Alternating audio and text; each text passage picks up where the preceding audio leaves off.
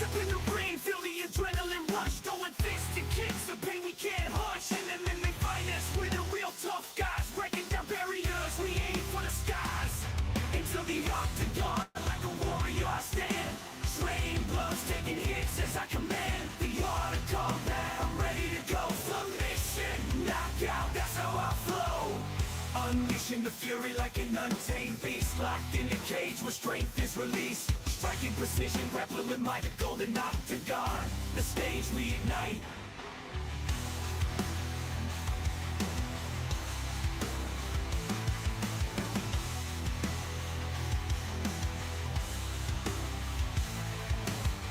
Unleashing the fury like an untamed beast, locked in a cage where strength is released. Striking precision, grappling with my golden octagon. The stage we ignite.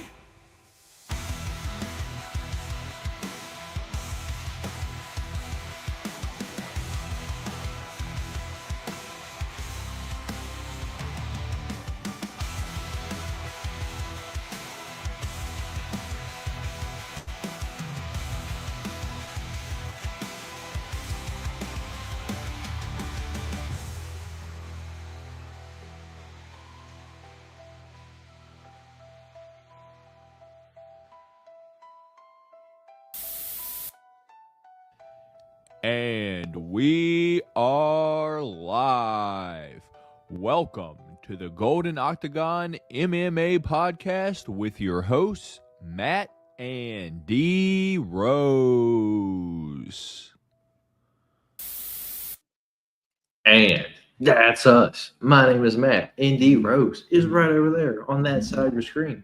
I'm hitting stuff already. What's going on, y'all? Welcome. We good. Welcome. Welcome. It's like it's like a Missy Elliott rap video back in the day, or like a late 90s like P. Diddy video. Welcome to the Golden Octagon MMA Podcast. We are your hosts. My name is Matt, and D. Rose is on that side of the screen.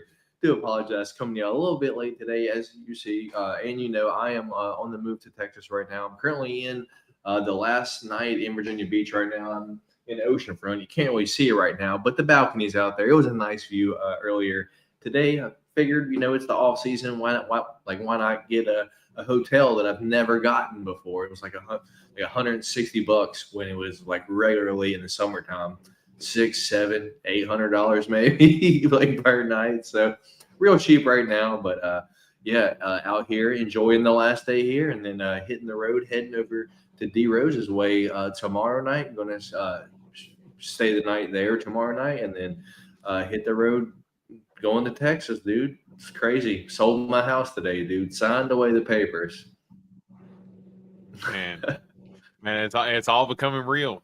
It's all becoming real pretty quick too. Like it felt like it took forever getting here, and now that it's here, it feels like everything's kind of like happening at once. Like, you know, kind of being on the road. Man. So yeah, man. So it's gonna be fun these next few days. You know, getting to Texas and all that. Lots of driving, but I'll get out there. So this is the only time you'll see this little setup right here. By next week, I think I should have a little corner of the extended stay, set up for the Golden Octagon studio, if you will. So, we appreciate y'all for stopping by here. If y'all haven't already, hit that thumbs up button for your boys. On today's show, we will be covering UFC Rio from this past weekend. We'll be recapping Dana White Container Series from last night. One of us got A-Beans. And then we got some UFC news and fight announcements to go over. And then we have our UFC Fight Night in Canada, Rainier DeRitter versus Brendan Allen, our preview, our prediction, and our picks. And then we thought it was done after this past week, D-Rose. We thought it was done. We are going to close out the show with D-Rose's Dog of the Week. And it resets to 3. You got 3 more shots now. So for anyone that likes to play like slot machines, when you hit like one of the dragon links, like if you don't have anything and it comes down to like your last spin, if you hit one, you get 3 chances back. So like a true degenerates that we are over here. D Rose has got 3 chances again, back to dog of the week. And, so that's how we'll close out the show. But let's get in the chat real quick, D Rose. What I tell you. We got Dave in here just already roasting you about being a Cowboys fan. Sorry. What's up, Antoine? How's you doing?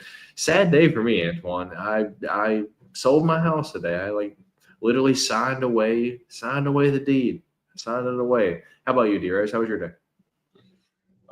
Yeah, today was pretty solid, off day, so didn't really do too much. Just kind of hung around with Danica, my youngest daughter, for most of the day, and it was actually a really nice day, so we actually hung outside for a little bit. Made some chicken Alfredo for dinner, and here we are. Nice. And it's week 5, D-Rose. Let's get your reaction across the league. I don't know if we have enough time to do like a reaction across the whole league, but yeah, it's pretty disappointing loss from Dallas overall. Yeah, to get beat by the Panthers. I mean that defense, man. Dallas, Dak has been again balling. No turnovers, anything like that. Just you can't stop Bryce Young there. Rico Dowdle's making you look silly. It was a rough loss for us.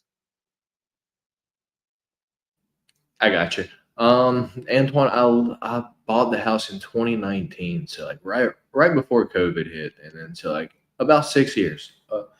About 6 years ahead, and moving to San Antonio, and then hellified announcements. Indeed, there are. Dave, I can't believe I clicked that earlier, man.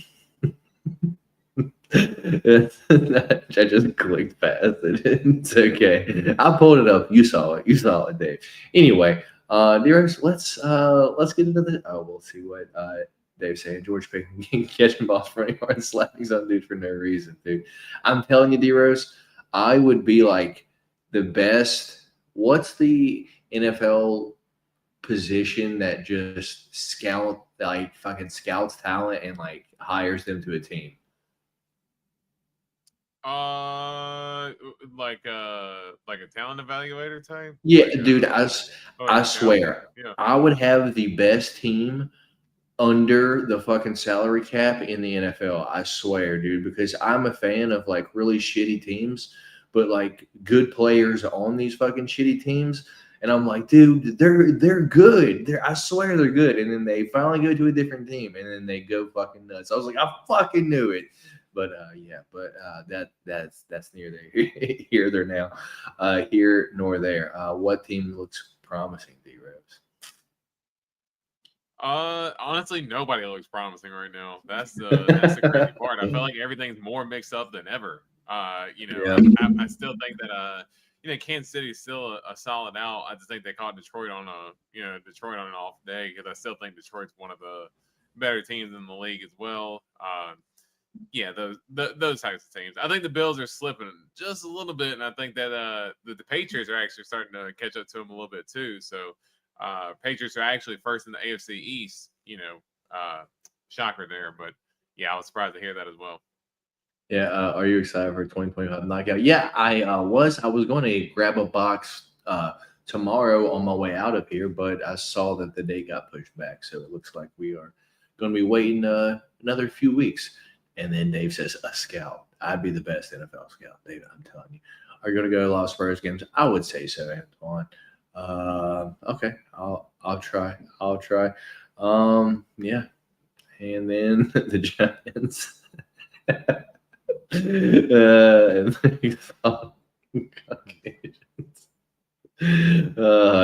headbutt each other, Dave. They headbutt each other. Can't forget that. All right. They freaking nails for breakfast. Yeah. Do you believe in Drake May, D-Rose? I guess that's a question for you. I don't really. I mean, he's looked solid. I mean, he's got a little bit of shade to Josh Allen to him, except I'd say he plays a lot cleaner than Josh Allen did early in his career. So, yeah, I think he's definitely got the talent. Fair enough. All right, let's get in the show with our UFC recap. This past weekend, D-Rose, UFC Rio happened, and I was a fan of the card.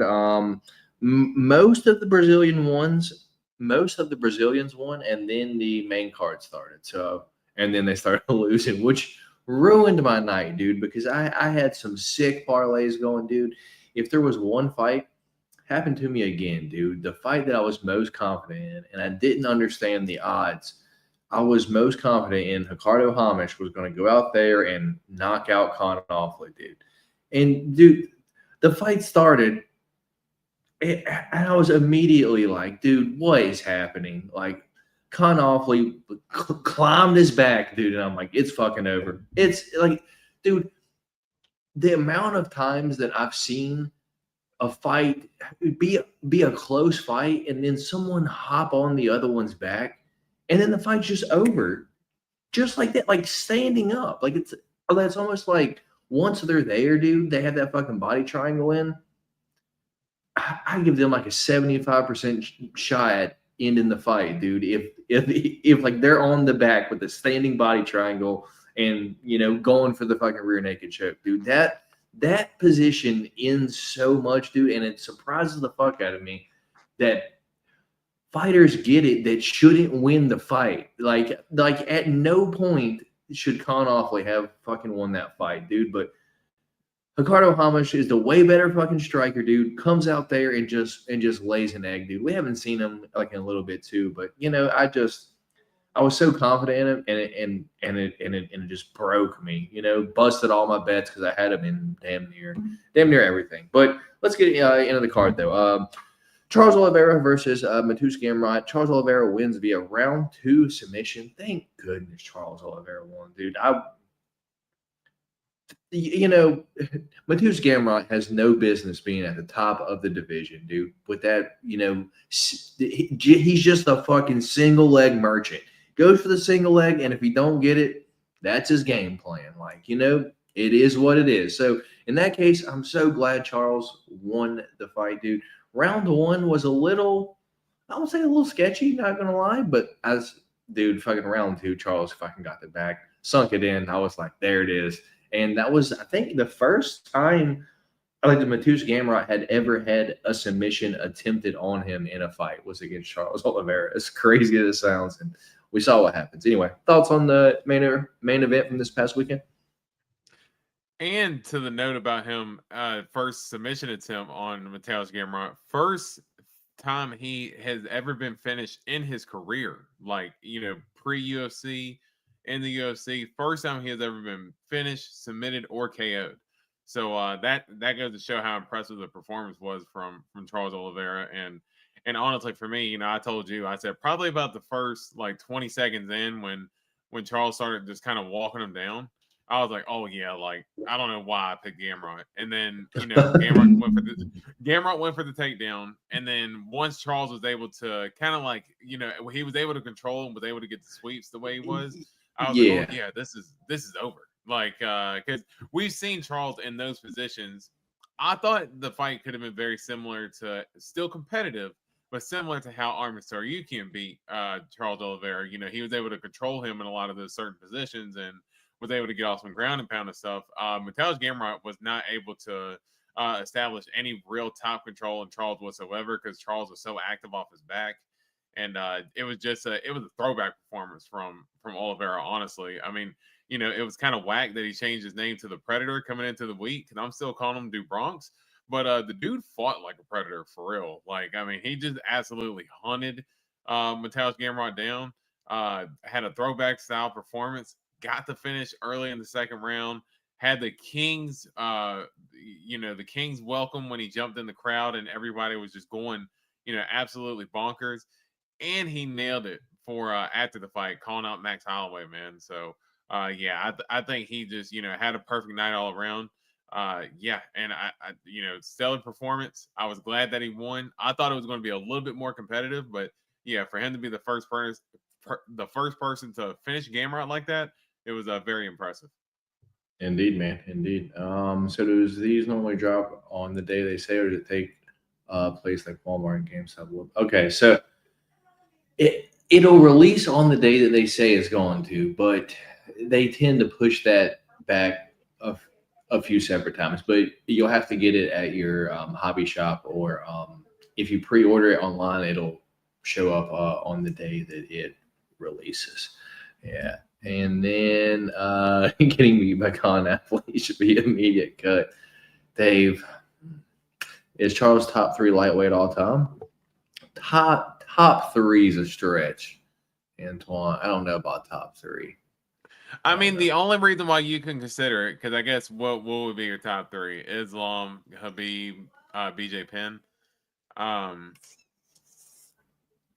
mean, if those have got to be your 3, because if not, I mean, truthfully, he's for sure top 5 with the records that he has. Yeah, I mean, I don't know why he couldn't be 3. You know, like I said, Islam, Habib. I didn't watch BJ's run like everybody else. You know, like kind of older MMA vets. You know, I watched more Anderson Silva. You know, I didn't really. I wasn't as familiar with BJ Penn except for like playing the old UFC games back in the day, then kind of watching some old school YouTube highlights. But yeah, me personally, I think with the records Charles has, yeah, I think he could be considered top 3. Fair enough. So we'll move on. Davison Figueroa, Montel Jackson. This one saved me from the clean sweep this week, D-Rose. Y'all almost hit me with the broom on my way out the door, but Figgy saved me with the clean sweep. Thankfully, dude. Figgy wins via decision. I didn't think that was much of a question, but did it end up going to split decision? Yeah, split decision. I don't understand that, dude, because it's the reason why I rarely pick Montel Jackson to win is because not only is he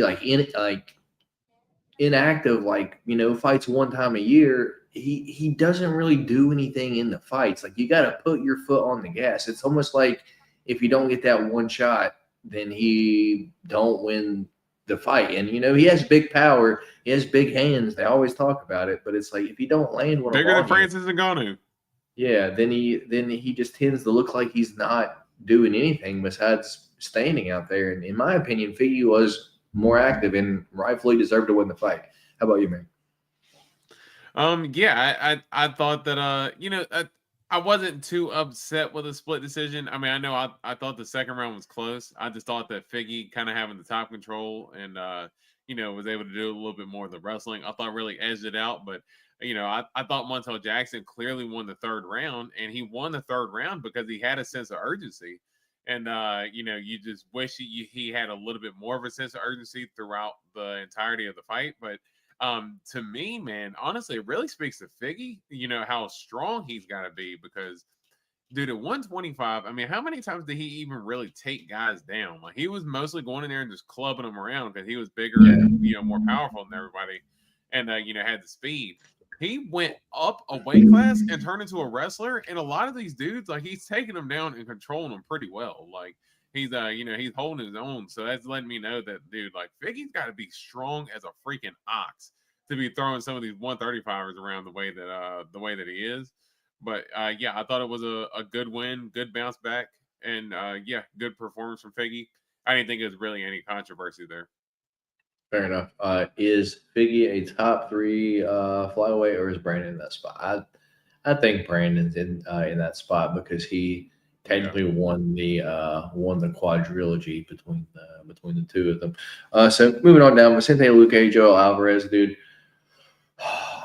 Dude, it's only certain fights that I'll tweet in. Like, dude, like, what was the ref doing, man? First of all, the fight should have been ended in the first round via TKO, punch, whatever it is. But no, Joel Alvarez lands a legal punch on Vicente Luque. Ref stops it. Is letting Luque have 5 minutes to recover for whatever reason. Then brings in the doctor. Like, bro, he got punched in the face. Like, what? It wasn't an eye poke. He got punched. Why are you bringing in the doctor? Why does he have time? Like, what is going on? Then the entire second round, dude, Luque is just getting beat on. Like, ref, are you going to stop this at all? Then in the third round, I think fucking Joel Alvarez was just kind of tired from beating Vicente Luque's ass, where He just didn't have the finishing instinct because he had a few subs locked up that just didn't really, have the fucking squeeze on it. And, fight ended up going to decision. So Joel Alvarez wins via first round knockout, via second round knockout, and via decision too, dude. That ref that ref was so pro-Brazilian. Like, he would have let Luque die in there, dude. It's like, dude, you gotta stop the fight, man. I just don't understand it. What's your thoughts on Luque versus Joel Alvarez? And then I'll talk about Joel Alvarez just a little bit. Yeah, so watching this fight, I'm a big Luque fan. I actually thought the first round was pretty competitive. Watching it, I thought that Luque was hanging in there. He was landing some shots. I know the eye poke thing happened then and whatever, and the ref had the debacle, but it was like once Luque got up from that, it was like he kind of got a little pissed off and started really putting some heat on some shots. Landed a couple of big shots against Alvarez, and Alvarez, landed some big shots of his own. But once the second round started and Joel Alvarez is just kind of pounding Luque the way he was. I mean, I'm yelling at the ref to stop the fight at this point. I mean, I know some of the strikes that Joel Alvarez was landing wasn't like life threatening, and he kind of started getting a little gas there for a little bit, so that he would kind of punch a little bit, and maybe when the ref would jump in, you can see Alvarez's arms get a little bit tired, so he's maintaining position, kind of getting some mustard back in his arms so he can land again. But I'm not gonna lie, me personally being a Luque fan, I actually turned it off after the second round started because I was like, I'm tired of watching it. I said, the fight couldn't stop. I said, I don't want to watch Luque get beat down anymore. So I actually stopped watching the fight. So I'm glad I missed the third round because everybody said that he just basically held position. To me, it sounds like Joel Alvarez might have even felt bad for Luque to a certain extent, man. Just it was tough to see, Luque kind of get beat down like that. And for me personally, I would love to see Luque step away.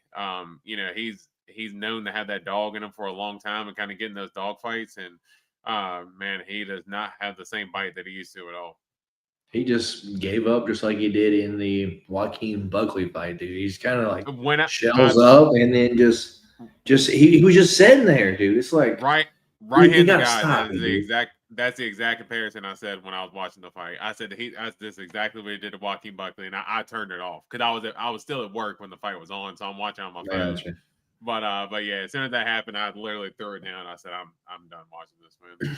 Yeah, man. Just sad to see. But on the other hand, Joel Alvarez, dude, I don't want to say I'm off the train completely, but not the best look. It almost looks like he don't really have the same pop up at 170. Like, we were just talking about Biggie and how he's, strong at 135. Dude, in the moments that Vicente looked good in, dude, it didn't look good for Joel Alvarez, dude. And it kind of made me think, it's like, moving forward, dude, I don't know how high I'm going to be on Joel Alvarez up at 170. What's your thoughts on that? Yeah, I mean, it makes sense. Going up a weight class. I mean, and you're going up 15 pounds, not even 10 pounds necessarily. So, that's a bit more in weight, and I'm sure he can spend a little bit more time maybe trying to bulk up for the weight class, and maybe that's something that he can do. It's still not over just yet, but of course, the biggest thing with Joel Alvarez is that he hasn't been the most active as well. So you want to see him get in there and get a little bit more active, so he can kind of put some wins together. But he might need to actually bulk up for the weight class as well, because I am in agreement with you that didn't necessarily look like his power carried up as well at 170 like it was at 155. But he's got a little bit of time. But do I personally think that he'll ever compete for his championship? I personally do not. Not at 170, dude. Maybe 155, but not 170. Janai Janice versus Mario Pinto. Dude, Mario Pinto wins via second round knockout, dude. Surprised me because I thought Janai Janice was going to be the better striker here. And he was, I kind of feel like, but he just kept getting taken down, dude. Mario Pinto just took him down over and over again. And then was he the dude that's like, I don't speak English, and then spoke perfect English? Like, what the hell are you doing, dude? Like, what are we doing here? Yeah, what's your thoughts on second round knockout for Mario Pinto? Hey, I mean, if there was a way to get it done against Johnson Janice, I mean, I didn't think that Pinto had the wrestling in him like that. So I assumed that this is going to be just a striking match, and that Janice having the wrestling, or I'm sorry, the striking background that he has, and the experience, I figured that would be an edge for Janice. But yeah, with Pinto using that wrestling, I mean, he's starting to show that he's a well-rounded contender up at heavyweight, and pretty good athlete. He can strike. He can obviously wrestle now too. He's somebody who could potentially shoot up the ladder pretty quick, because heavyweight doesn't have a lot of great contenders right now. We're just begging for somebody to put up against Tom Aspinall. So as long as there's no ties, and to my knowledge there are no ties between Pinto and Tom Aspinall. Not saying that fight's going to be next or anything, but you could potentially see Pinto get launched up pretty quickly, because there's not really too much competition that Tom Aspinall hasn't faced up at the top of the division. But about that the English no English thing, I mean, it got the attention. I mean, I had the so I will say, because I missed that fight because I was at work. I ended up getting a little busy at the time. But it made me go back, and I normally don't go back and watch the interviews. I just watch the fight. It made me go back and watch the interview as well, and I was kind of cracking up about it. So yeah, I thought it was a good way to try to get his name out there. Fair enough, dude. And then Con Offley, Ricardo Hamish, Con Offley wins via rear naked choke, standing rear naked choke in the first round. Did you see that one at all, man? Yeah, I did not see that one at all, and I'm glad I didn't. Even the parlay I had with him busted a little bit ago, so I wasn't tripping about it. But yeah, that's a rough loss. Yeah, that one ruined me, man. I was real sad. Lucas Almeida, Michael Aswell, dude. This is one where it's like in America, this fight would have not have taken place, dude. I sent you the screenshot of Lucas Almeida's hand at the weigh-ins, dude. You're telling me this dude got through signing posters all week, but the official weigh-ins, the ceremonial weigh-ins, they're wrapping his fucking hand, and no one's like, hey, man, you can't fight with this. He goes out there, doesn't even throw one right hand, and gets knocked out in the first round, dude. I was upset because I knew this was the pick champ fight. And once I fucking saw that, I was like, this fight's going to happen still? Are you fucking kidding me? It happened, dude. Fucking Lucas Almeida went out there, threw the fucking fight, and, a bunch of people fucking cashed, dude. I'm just upset that any other time, dude, fucking Lucas Almeida was way bigger, can grapple. He can throw hands, but one of his hands are broken, so he didn't throw it at all, man. So this was a fixed fight, dude, and I'm just sad that I wasn't able to get in on it. I didn't have enough money to put on Michael Aswell via knockout for it to mean anything. So unfortunately, I didn't cash anything. I mean, I won like $10 because if I can bet him, if I can Michael Aswell KO at minus 140, but not enough to really do anything, and pretty much secures the Rose pick champ though. What's your thoughts on the fixed fight that was Lucas Almeida, Michael Aswell? Yeah, we'll say I actually did get lost in that story going into Saturday. You were the one that actually enlightened me to it, and seeing it after the fact, because I ended up taking the over 1.5 in that, or no, I think I took the start round 2. Well, I took one of them. It didn't happen. And I took it earlier in the week. I took it earlier in the week, not realizing that. I think it might have been Thursday. I think I might have done the bet Thursday or something like that. It was somewhere around there. I think I took one of my no sweats that I lost and just turned it on that. And I was not aware of the hand situation. So when you told me about it come Saturday, I'm like, well, damn, yeah. I mean, if he's going into a fight with a broken hand, I mean, regardless if he would have gotten knocked out or not, I mean, you're going in there with a broken right hand, and he's throwing a left hook and a right knee when he's right-handed. When he's staying in orthodox position, it's you start eye rolling because the writing's on the wall at that point. Dude, throw an elbow or something, dude. You're just not even using one whole side of your body, dude. It's like, man, I just wish I would have had like fucking 10,000 to just fucking throw at it. But, not this week, maybe next week. Anyway, moving on down to the next one. We got Joffel Fillo, Clayton Carpenter, dude. Joffel Fillo wins via round 1 submission. Busted a bunch of my bets because I had that fight going to decision because I don't think either guy – no, Joffel Fillo had been like submitted by like Muhammad Makayev, but aside from that, neither guy had ever lost via finish, dude. And I just didn't think. I was like, no, this is probably going to decision. I don't really have a strong opinion on who I think wins. I just think it goes over. Well, it wins via first round submission. What's your thoughts on Clayton Carpenter, Joffel Fillo? Your dog of the week, D-Rose. Well, I guess when you told us it was dog of the week, but closed a little bit of a favorite. But hey. We got it at the dog. We got it at the dog. If you had taken it when I told you to take it, you would have gotten Joffel Fillo at dog money. I knew that was going to happen. No, I didn't expect the submission, but I did expect Fillo to come through. I figured the experience and being in Brazil, that's going to end up sending the jolt through his body to muster through any of those bad positions that he might end up with on the ground and getting himself in an advantageous position. And that's exactly what happened to get that Kimura sweep the way that he did, off his back.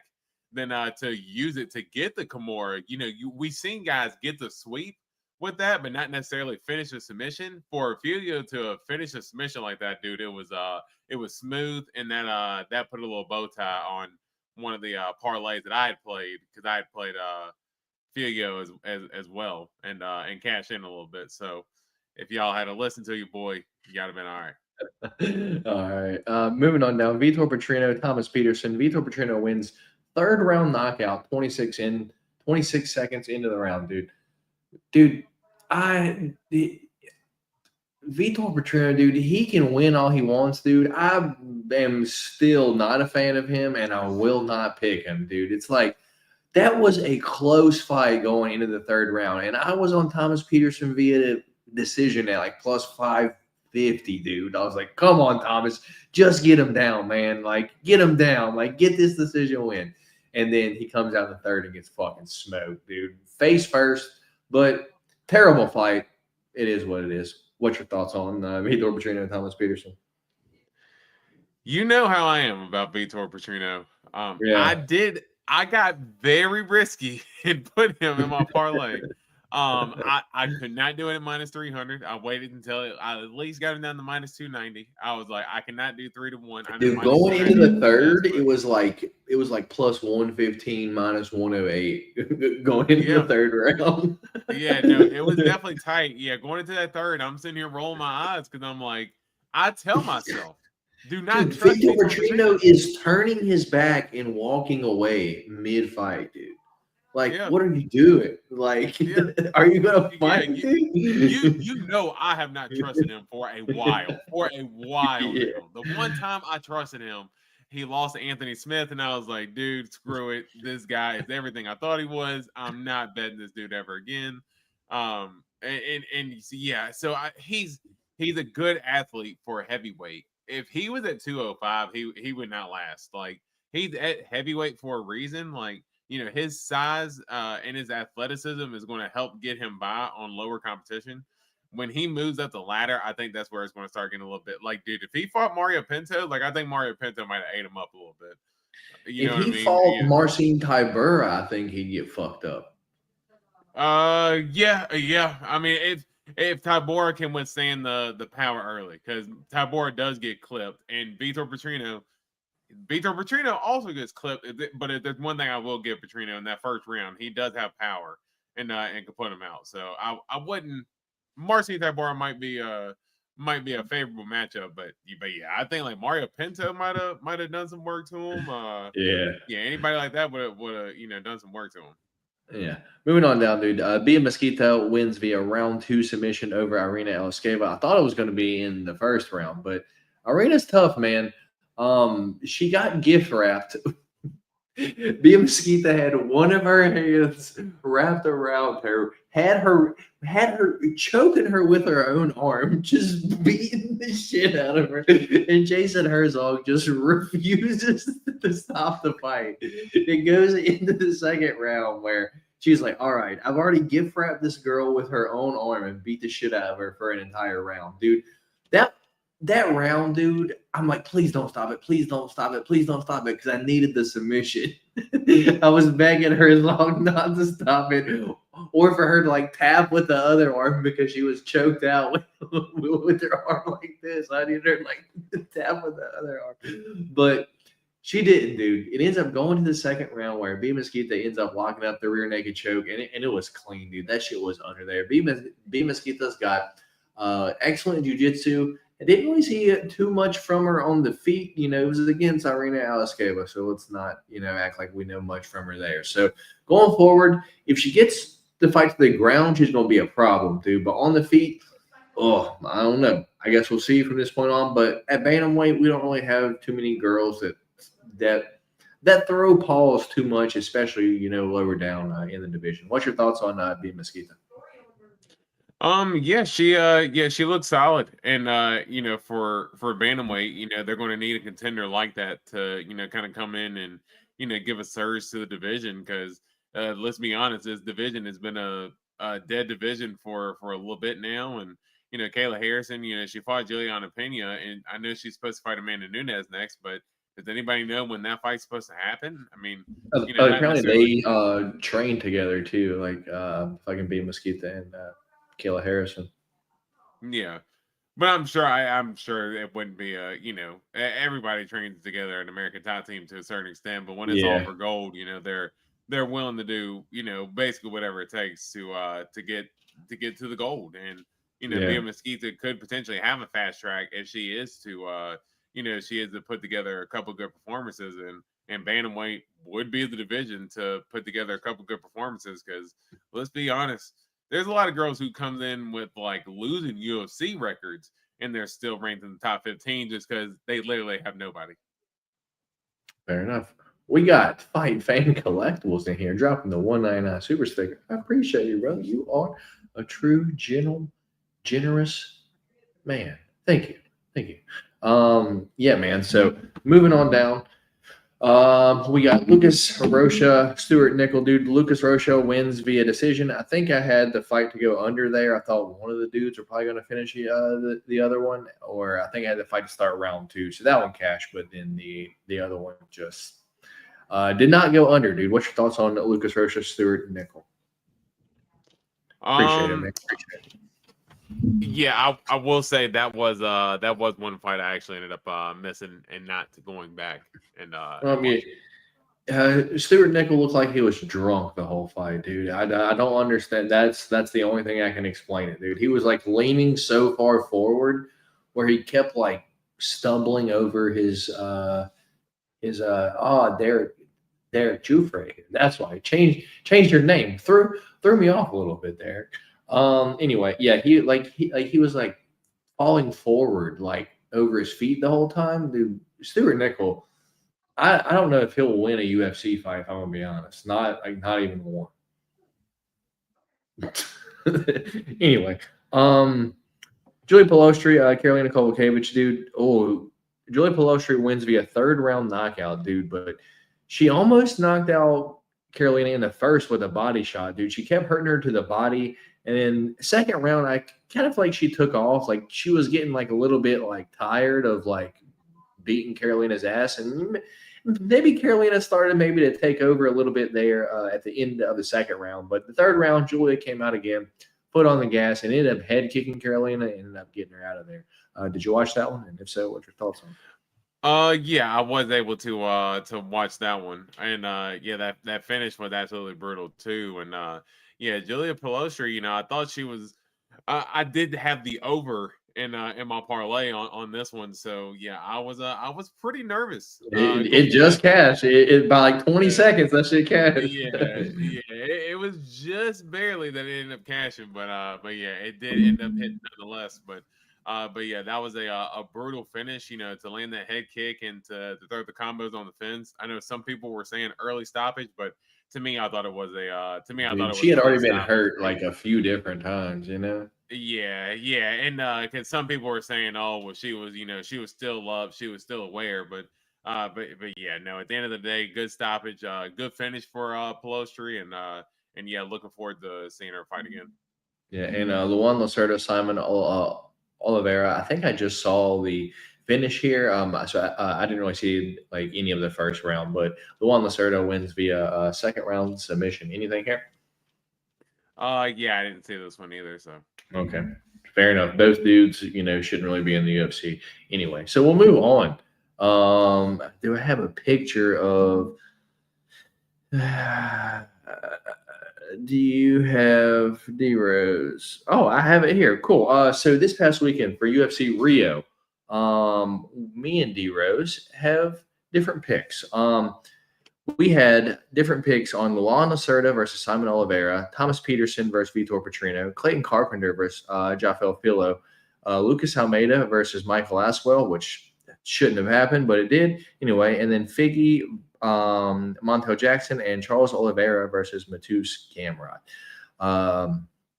But the only ones that count out of all of those six are Thomas Peterson versus Vitor Petrino, Lucas Almeida versus Michael Aswell, and Figgy versus Montel Jackson, in which I picked Thomas Peterson, Lucas Almeida, and Davidson Figueroa, and D Rose went Vitor Petrino, Michael Aswell, and Montel Jackson. So D Rose wins 2 of the 3.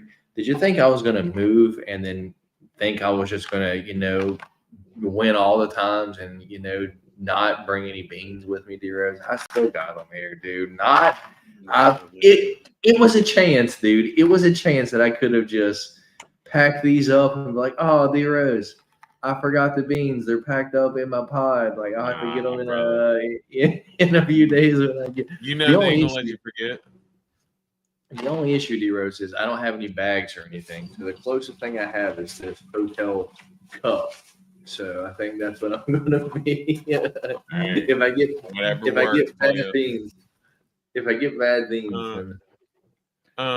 it's a bean bot. Hey, God damn. Let's go. I love the bean bot this week, baby. I know you do. I know. D Rose wiped the dust off that belt. That's right, Dave. You tell him. Get the dust off that shit. Hell no, dude. Hey. You're gonna yuck in a little cup. My dog is hating. All right, let's get the bean bop on here.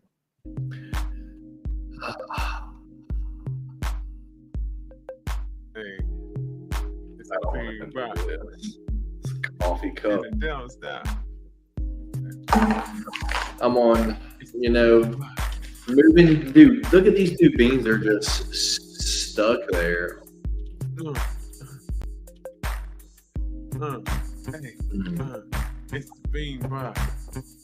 And it don't stop. What he got? Orange. I hope he get a dirty sock. I don't know if it's peach or barf or dead fish or strawberry banana smoothie. But I think it's peach or barf. Hopefully it's peach, dude. I hope it's dead fish. Let me get a peach. Let me get a peach. Dead fish. It tastes like shit. It's the dead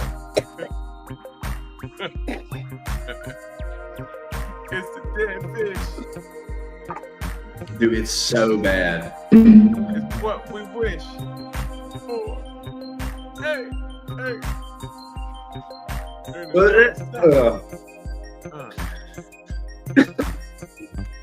Tell him Antoine. Champ is here. Don't stop. I hate this. I hate this. What flavor was that? Was fucking shit flavored? I don't fucking know, dude. Tastes terrible, I'll tell you that. No, it was for sure. It was fucking barf flavored. Because I couldn't tell the difference between when I fucking spit it up and like when I gagged. This one is got blue dots on it. So this one is god damn it, dude. Dirty dishwater or birthday cake. Oh, dude, the dirty dishwater is bad, dude. It's being by, and it don't stop. Why do I do this, dude? Dirty dishwash. It tastes like Nancy squash.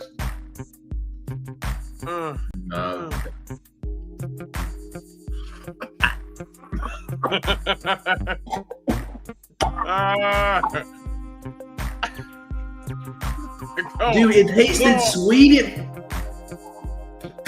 Dude, it tasted sweet at first. Dude, it tasted sweet at first.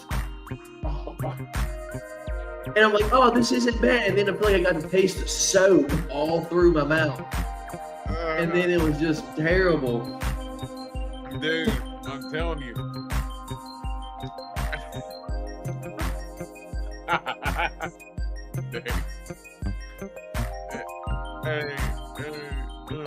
It's the bean bot. And it don't stop. Oh. That's crazy.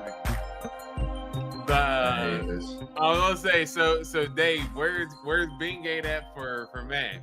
Whenever I have the late reactions, it's Beangate. It's all this stuff. So where's that at? Well, I thought it was good at first, and then the fucking the soap hit me. I don't know where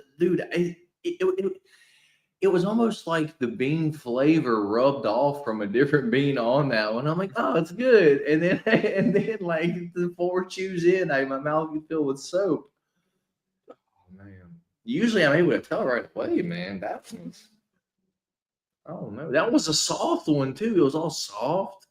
So I thought it was a good one. Like it wasn't even hard. It was melted. Like, dude. Oh. I'm glad that's over with. That's a big old belt, D-Rose. Let's go. I'm glad you guys fucking enjoy this. Old dishes. He's already about to be. It tastes like he's bad. This process looks so bad. I don't know what I got, Dave. There's something wrong with me. I'll tell you that. Anyway, let's get into the Dana White Contender Series recap from last night. It was some fire fights, though. I'll tell you that. It started off with Wes Schultz versus is it Mingaj? One of the two, dude. I was so close. I don't know. I think did I send it to you last night? The fucking parlay that I was fucking so close to hitting, or no? I don't believe I might not have seen it, dude. In the parlay I had bet Wes Schultz via submission. I had bet Diaz via knockout, and then I had bet Freddie Vidal via submission, dude. $5 to 1,200 on a 3-leg parlay. The first 2 legs, cash, dude. I just needed Freddie Vidal via submission. And he goes out there and gets his fucking ass whooped, dude. So much so that Dana White told Rodriguez Jr., thanks for getting him off the show. He was stinking up the place because that was Freddie Vidal's second time on the Contender Series, dude. What's your thoughts, Freddie Vidal versus Rodriguez Jr., the main event from last night? Yeah, it was pretty quick. Sucks for Vidal to, I mean, he took the last fight on short notice, and I know the fight wasn't the most exciting, but I mean, maybe he does need a little bit more experience. He is 4-1, so he's had 5 fights overall. Wouldn't be necessarily bad for him to hit the regional scene, but yeah, quick fight. Kind of dirty for Dana to say it the way he did, but to be fair, I mean, it's not like any of Freddie Vidal's fights were necessarily barn burners. You know what I mean? Yeah, fair enough. I think his name was Quan Wan Il taking on Diaz, dude. That was a banger, dude. that was one where I was like, one of these dudes are going to get knocked out, whether it's Quan Wan Il or it's Diaz. But I was like, I've seen Quan Wan Il get knocked out a few times, and after I saw the face offs, he just looked like a tall, frail dude, and I'm like, come on, Diaz, you got this, dude. Him by knockout was like plus 600, dude. So just needed him. Came out there. Fun striking match in the first, but whenever Diaz hit Quan Wan Il, it's like he would hit him and then he would like knock him across the octagon. So bad optics. So I thought Diaz at least won. I like the first round, and I think he actually knocked him out there in the second round with just a clean punch, dude. Just dropped him. What's your thoughts on Quan Wan Il versus Diaz? That was a scrap. You know, they threw down, and that was a fun fight for as long as it lasted. But dude, that spinning elbow. I mean, you can make the argument that might have been knockout of the or that could be knockout of the year, like in the UFC. Just as brutal as it was, and definitely one of the top knockouts in Contender Series history. Now, I know Contender Series, especially early on, had a lot of big finishes, but I'll tell you what, man, the Contender Series overall over like the last couple of weeks, man, they have been on it has been on fire with great performances and great fights, and same thing on this one as well. But yeah, that it was a good fight. You can see Diaz was setting up that spinning elbow at the end of the first round too. You can tell it's one of those things that he probably spans like last 10 seconds because he's like, screw it, if I don't land it, round's over and that's it. But he was setting it up in the first round and didn't get the chance to actually spin with it. So, there in the second round, last 10 seconds, he heard that clapper, threw it at the perfect time, and, it's a beautiful knockout. Yeah, man. And moved on to probably one of the best Contender Series fights you'll see, dude. I mean, I'm not saying it's the best, but it's up there for one of the best. We had the best last week. Yeah, dude. But Rahiki versus, what was his name? Malumba, dude. Rahiki's chin and his recoverability, dude, is fucking crazy. Because I was like how it does the story about the fighter. He pointed out, he's like, I don't fight with my hands up because I have good head movement. And I was like, all right, sounds like someone else that I know that I'm a fan of, dude. Malumba comes out there and fucking folds Rahiki in the first round, dude. Sets him on his wallet, gives him the old stipe, if you will. He hits his head on the ground, wakes back up. The fight doesn't get finished, dude. He gets back up and, dude, puts on a performance. And then I'm not sure if it was later on in the first or if it was in the second. He gets hit again, and he gets crazy chicken legs and starts backing up, falls down again, dude. So he's been hurt 2 times now. And when he gets back up, dude, he's protecting himself. He's defending well. He's doing all the right stuff. Stands up fine, dude. And he goes on to finish Malumba with a knockout, dude, in one of the craziest comebacks I have ever seen in the second round, because I had Rahiki KO round 1, round 2, and I was like, dude, what the fuck? Who have I just put my money on, dude? But I will continue to put my money on Rahiki because that dude will fight you. You have to kill that guy to get him out of there. That was all I need to see. I'm a fan of Rahiki, dude. What's your thoughts on Rahiki versus Malumba? Yeah, that's why I said can't quite be greatest fighting Contender Series history because we had the greatest last week, but definitely up there for one of the best comebacks and probably arguably the best comeback for Rahiki to be getting lit up the way he was there in the first round.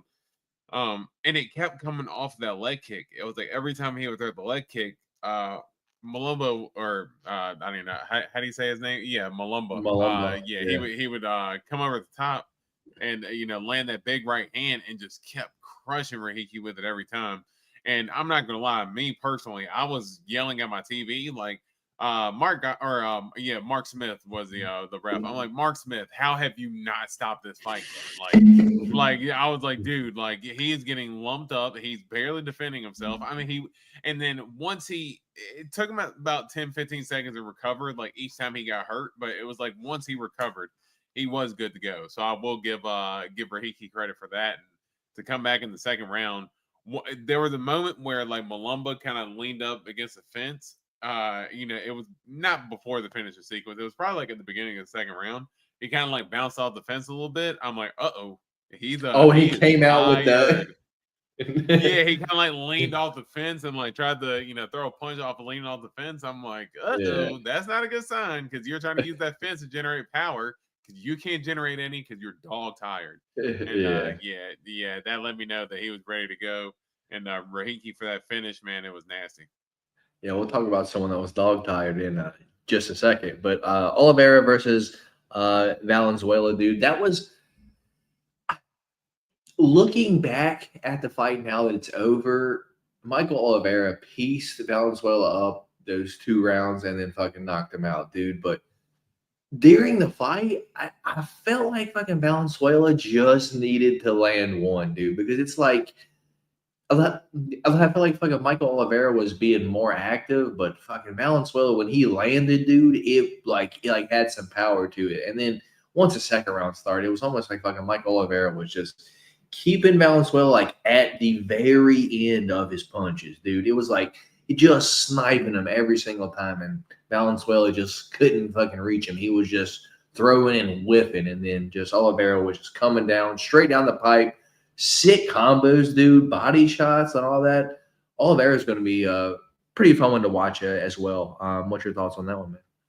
Yeah, Oliveira's got one of the nastiest jabs I've seen. Valenzuela, I felt like big parts of why he was lunging forward the way he was because that was really the only way he really had. Because I thought even like Oliveira's counters with his jab was well, because like he would kind of like feint the jab and then Valenzuela would get ready to load up with the hook, and then he would just kind of pop him with the jab again. And it's like, Valenzuela was looking good early, but yeah, once Oliveira kept landing that jab, you could see it started depleting him.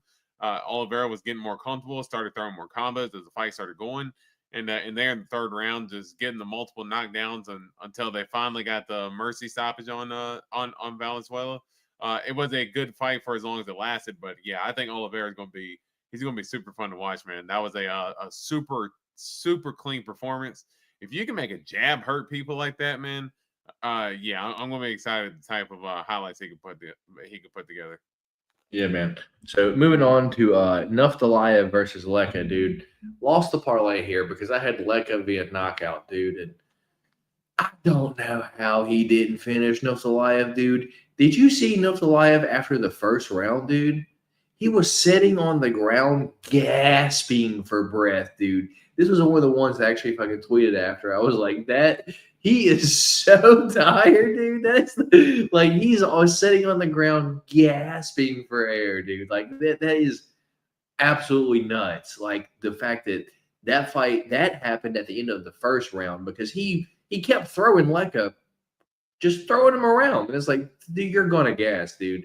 And sure enough, after that first round, he had nothing left. But the entire second round happens, dude, and it's like Leka would get on top, start ground and pounding, and the ref's about to stop in, and then fucking Naftalayev just, it's like 2 count, and he like kicked out. Like, God damn it, dude. Like, I just needed the Leka finish, and I was like, all right, he's got to knock him out in the third, right? Because it went to the third round. Somehow, this fucking dude lasted till the third round and didn't get finished, dude. I'm still sitting here thinking about it. I'm like, I don't know how he didn't finish Naftalayev. So I don't know.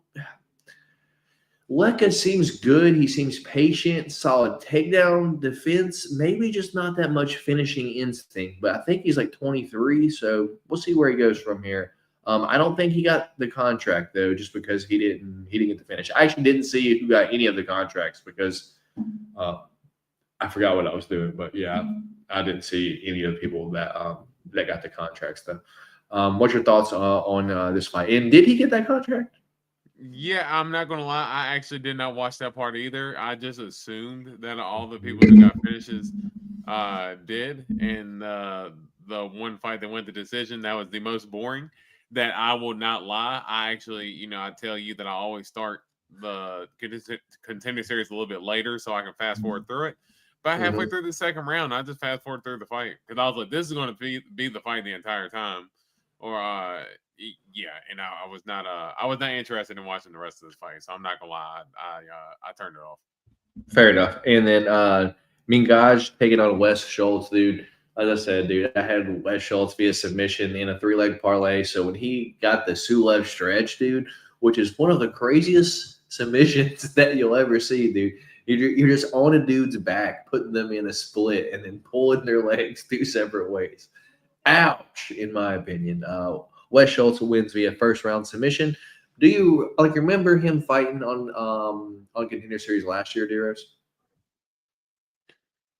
He fought Balagioki, right? He fought Mansour Abdul Malik. Or I'm sorry, yes, that's who it was. Yeah, that fucking giant animal, dude, that everyone wants to just wave on, dude.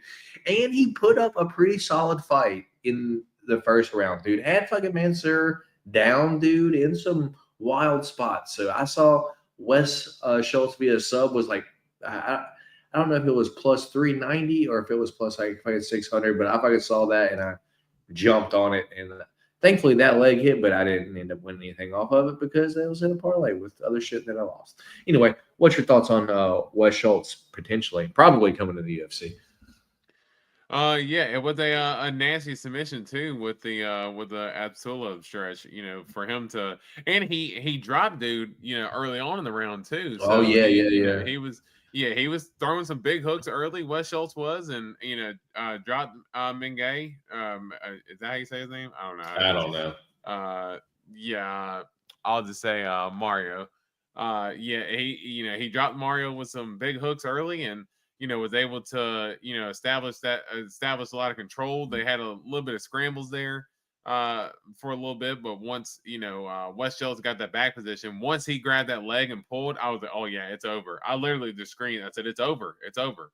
Yeah, because there's almost no way, like once you fall back and your legs pulled back like that, like you're stuck. You can't get out, and it's literally just I'm either going to pull your leg until your hamstring just completely tears from your body, or you're going to tap. So yeah, it was a nasty submission, and one that we rarely see.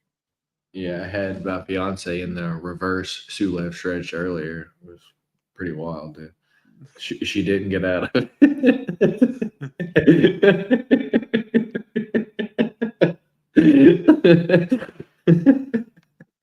Nice.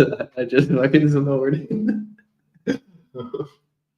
Nice, dude. Anyway, let's move on to the fight news and announcements that we got. D-Rose. We got a lot of news. We got a lot of news to cover on it. So let's fucking step on it right quick. Whole bunch of fights got announced this past week. Let's just start off with this. This is the UFC schedule to end the year. We got Ranier de Ritter versus Brent Allen taking place this weekend, which we all know. Next week, we have Tom Aspinall versus Cyril Gahn, UFC 321, happening in what is that Abu Dhabi or is that yes, Dubai or some shit like that. Also on the same card, we got Mackenzie Dern versus Brandon Jandiroba. 2. I know we all asked for the 2 there. Anyway, November 15th, we have Jack Della Maddalena versus Islam Makhachev. We got Valentina Shevchenko versus Zhang Weili on the same card. Qatar, November 22nd, we got Arman Saryukin versus Dan Hooker. Also on the same card, we got Bilal versus Ian Gary on there as well. And then ending out the year for UFC 323, we got Merab versus Piotr Yan 2. And then Alexandre Pantoja versus Josh Van is going to be on the same card. And then last fight card of the year, I believe, will be Brandon Royval versus Manel Kopp. At least maybe. They've already kind of scheduled that a few different times. So it just can't. It just don't seem to happen. Yeah, this is the third time, I believe. Yeah. I don't know. So what's your thoughts on the end of year schedule here, D-Rose? I will give the UFC credit. You know, they have been cooking with a little bit of the matchups here with with everything. You know, Royval and Manel Kopp. Hopefully that stays together. Of course, we're all excited for JDM and Islam and Whaley and Valentino. Armin and Dan Hooker. That's one that I'm excited for, and I think that could be a potentially good fight for Dan Hooker. So we'll see about that one. But yeah, the UFC is cooking with a lot of these matchups, man. Yeah, man, I agree. So let's see what else we got on here. I figured some of the ones we talk about individually, yeah, like there we go. UFC 323, Marab versus Yantu, which got announced. But if I'm going to be honest, just going to take that just a second there. I think that fight probably goes just like the first one, and we get a Marab via decision. What's your thoughts there, man? Yeah, I do think that it'll, gun to my head, it'll probably go the same way. It's just for me to be so impressed by Marab, the way that he's able to churn out all these championship fights. And, this is something that was a desire for him to do. He wanted to get, he wanted to stay as active as he could be. And, Dana had said that, that was something that he wanted to do, was try to get all those fights knocked out, in 4 fights within a year, within a calendar year. So very impressive for Marab, man, just to keep turning on the schedule and keep going. Yeah. Feels good to finally give Dana love because fans act like super ungrateful, not going to lie. They just want him to oil up, Antoine. That's all, man. What happens to Jan if he loses twice? Well, Jan's a little bit older, too, so I think they'll just use him as I don't want to say a gatekeeper, but, you get past Jan, you'll probably get a title shot. It'll be the first. I mean, the problem is Jan's still good, too. So, there's not going to be, Marcus McGee, he kind of got, he had a good first round, then he kind of got lumped up the rest of the fight. So, he's still good. He's still going to beat a lot of guys. I mean, same thing as Sean O'Malley. I mean, Sean O'Malley's career is not over because he lost to Marab twice. It just means that, Marab's just one of the best to ever do it. Yeah, man, I agree. So under that is Pantoja versus Josh Van. We knew that was coming. This is one that's like, man, I like Josh Van, but Pantoja is just too good right now, man. I think he's going to end up finding the back, and if not submitting Josh Van, then at least winning all the rounds with the back control. What's your immediate thoughts there, D-Rose? Yeah, I mean, I think that it's a very competitive fight. I mean, in Josh Van, I will give him credit just as much as he has evolved, even within the short amount of time that he's been in the UFC, but just all the fights that he's already gotten under his belt, and to work himself up into a championship fight, fighting through guys like Royval and Bruno Silva. I think it'd be a lot more competitive than what you think. Man, maybe not picking Josh Van just yet. I gotta, get a little bit closer to fight week, but I think Josh Van is definitely live. Fair enough. Jan Blachowicz, Bogdan Guskov. I gotta be honest, I couldn't care less about that fight. What about you? I was surprised this fight was made. I mean, I understand that for Bogdan it's a big fight, but I am with you just in terms that I don't really necessarily care about this fight too much, and I think that honestly, I picked Bogdan in every fight that he's had in the UFC so far, and I bet him a lot of times when he's been an underdog, and he has cash for me plenty. So I am not, and he'll probably be the underdog in this fight too. It's just hard to finish Jan. So this could be a fight where even if Bogdan wins, he could not look that great, and yeah, I do think that. Jan Blachowicz is a tough opponent. So interesting, but yeah, I'll be interested to see where the betting lines are when those drop. All right, and Henry Cejudo versus Peyton Talbot. I'm going to ask you this: does this fight happen? It does seem like a fight that one of them will end up pulling out from one reason or the other. Especially, I just feel like you're asking Henry to fight Peyton Talbot in his retirement fight. He's clearly came out and said, hey, I only got one more left. I know that, he's already retired once, but in his second retirement fight now, I just don't really think Peyton Talbot would be the name that I would accept if I'm trying to go out with a dub. Like just I don't know. Yeah, I mean, maybe Henry believes that where Felipe Lima and even though Felipe Lima did lose the fight ultimately, but he did have positions of control where he was controlling Peyton Talbot, and then oh my gosh, Honey Barcelos was able to do it. Maybe Henry thinks he could do it too. I don't know, but I was surprised to see that fight announced. Yeah, I would have liked Sean O'Malley versus Henry, to be honest. That would have been a good one. Like I feel like he's got more drawing power. You can maybe wrestle him. Like it's like I don't know. Do you think Sean really wanted it though? I think that's an easy fight for Sean. If I'm gonna be honest, I think he has wanted to knock Henry Cejudo out for a long time. Yeah, I guess I just think about it as like Henry's somebody who's on a pretty decent losing streak, and he's lost to guys lower in the division. So I guess for me, what would a fight for Henry at this point in his career do for Sean? I just don't really see the benefit.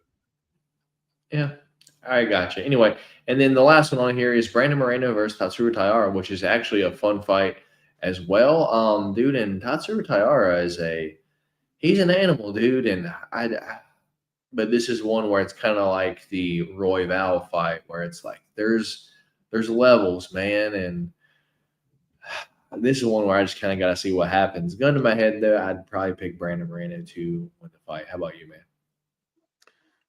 Yeah, I think I'm probably leaning toward the same as far as Brandon Moreno, but you want to talk about a fun fight, both guys who, obviously have good wrestling backgrounds, and Tatsuro Taira with the submissions that he's got as well. He's tricky, especially once he gets the back, and he's also came along with the power in his hands as well. So, yeah, I think that, and it's a very good matchup with Moreno with the boxing and the wrestling.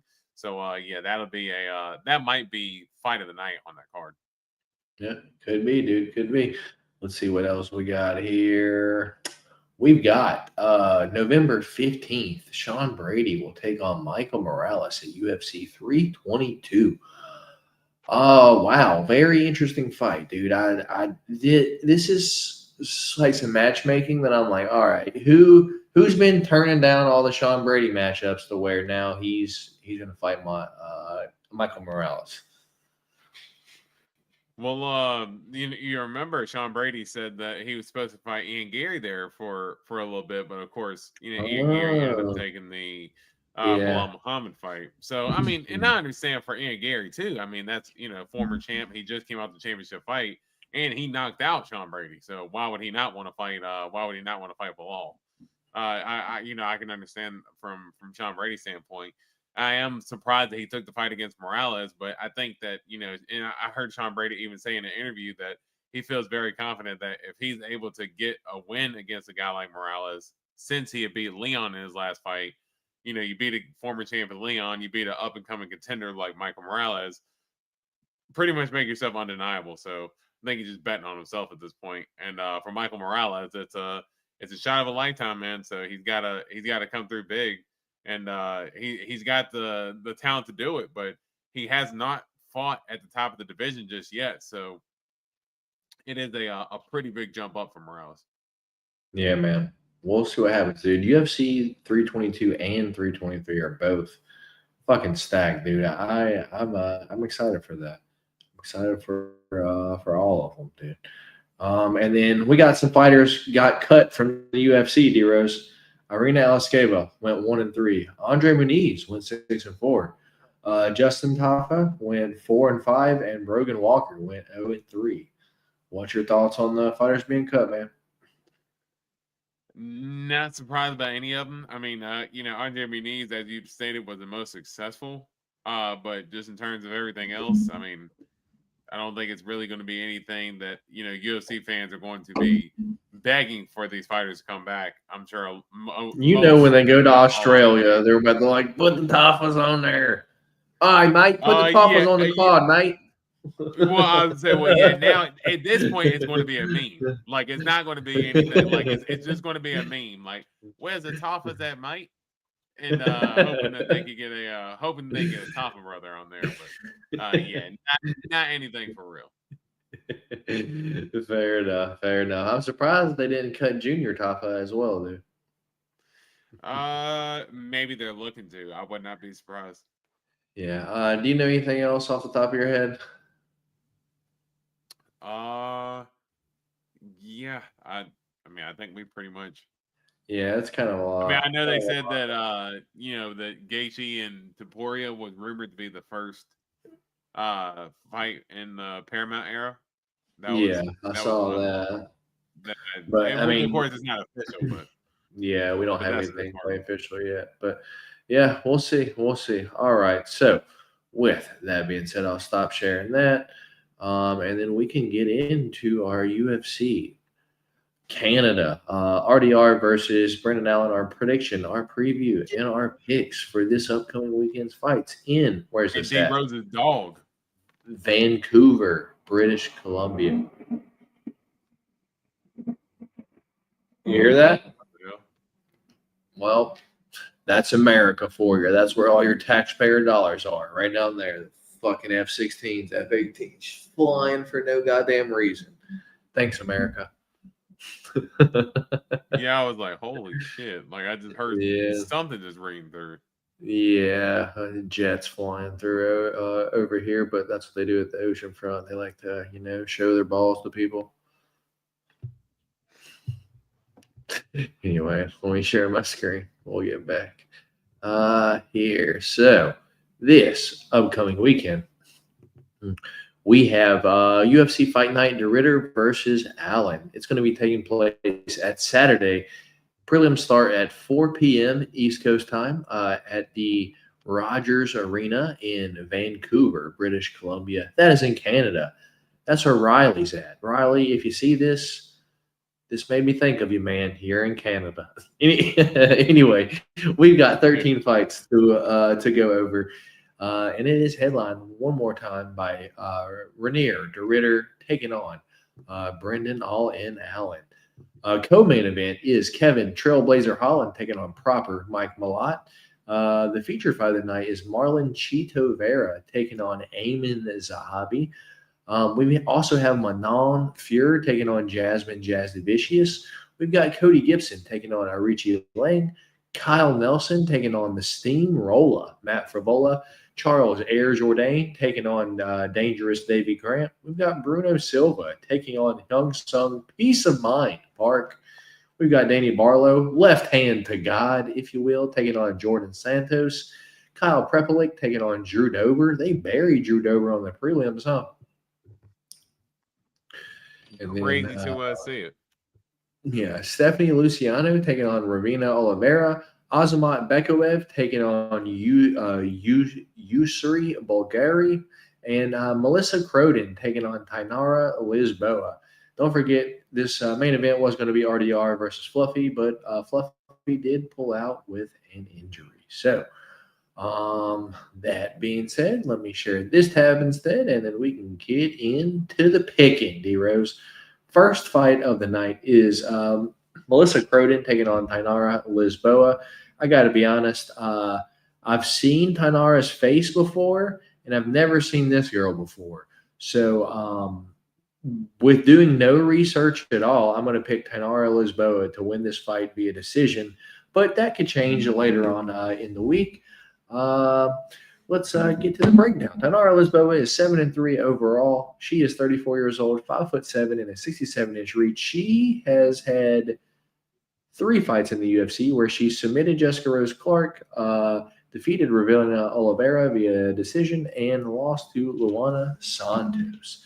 Live, laugh, love, if you will. On the other hand, Melissa Croden, this is her first fight in the UFC, coming from LFA.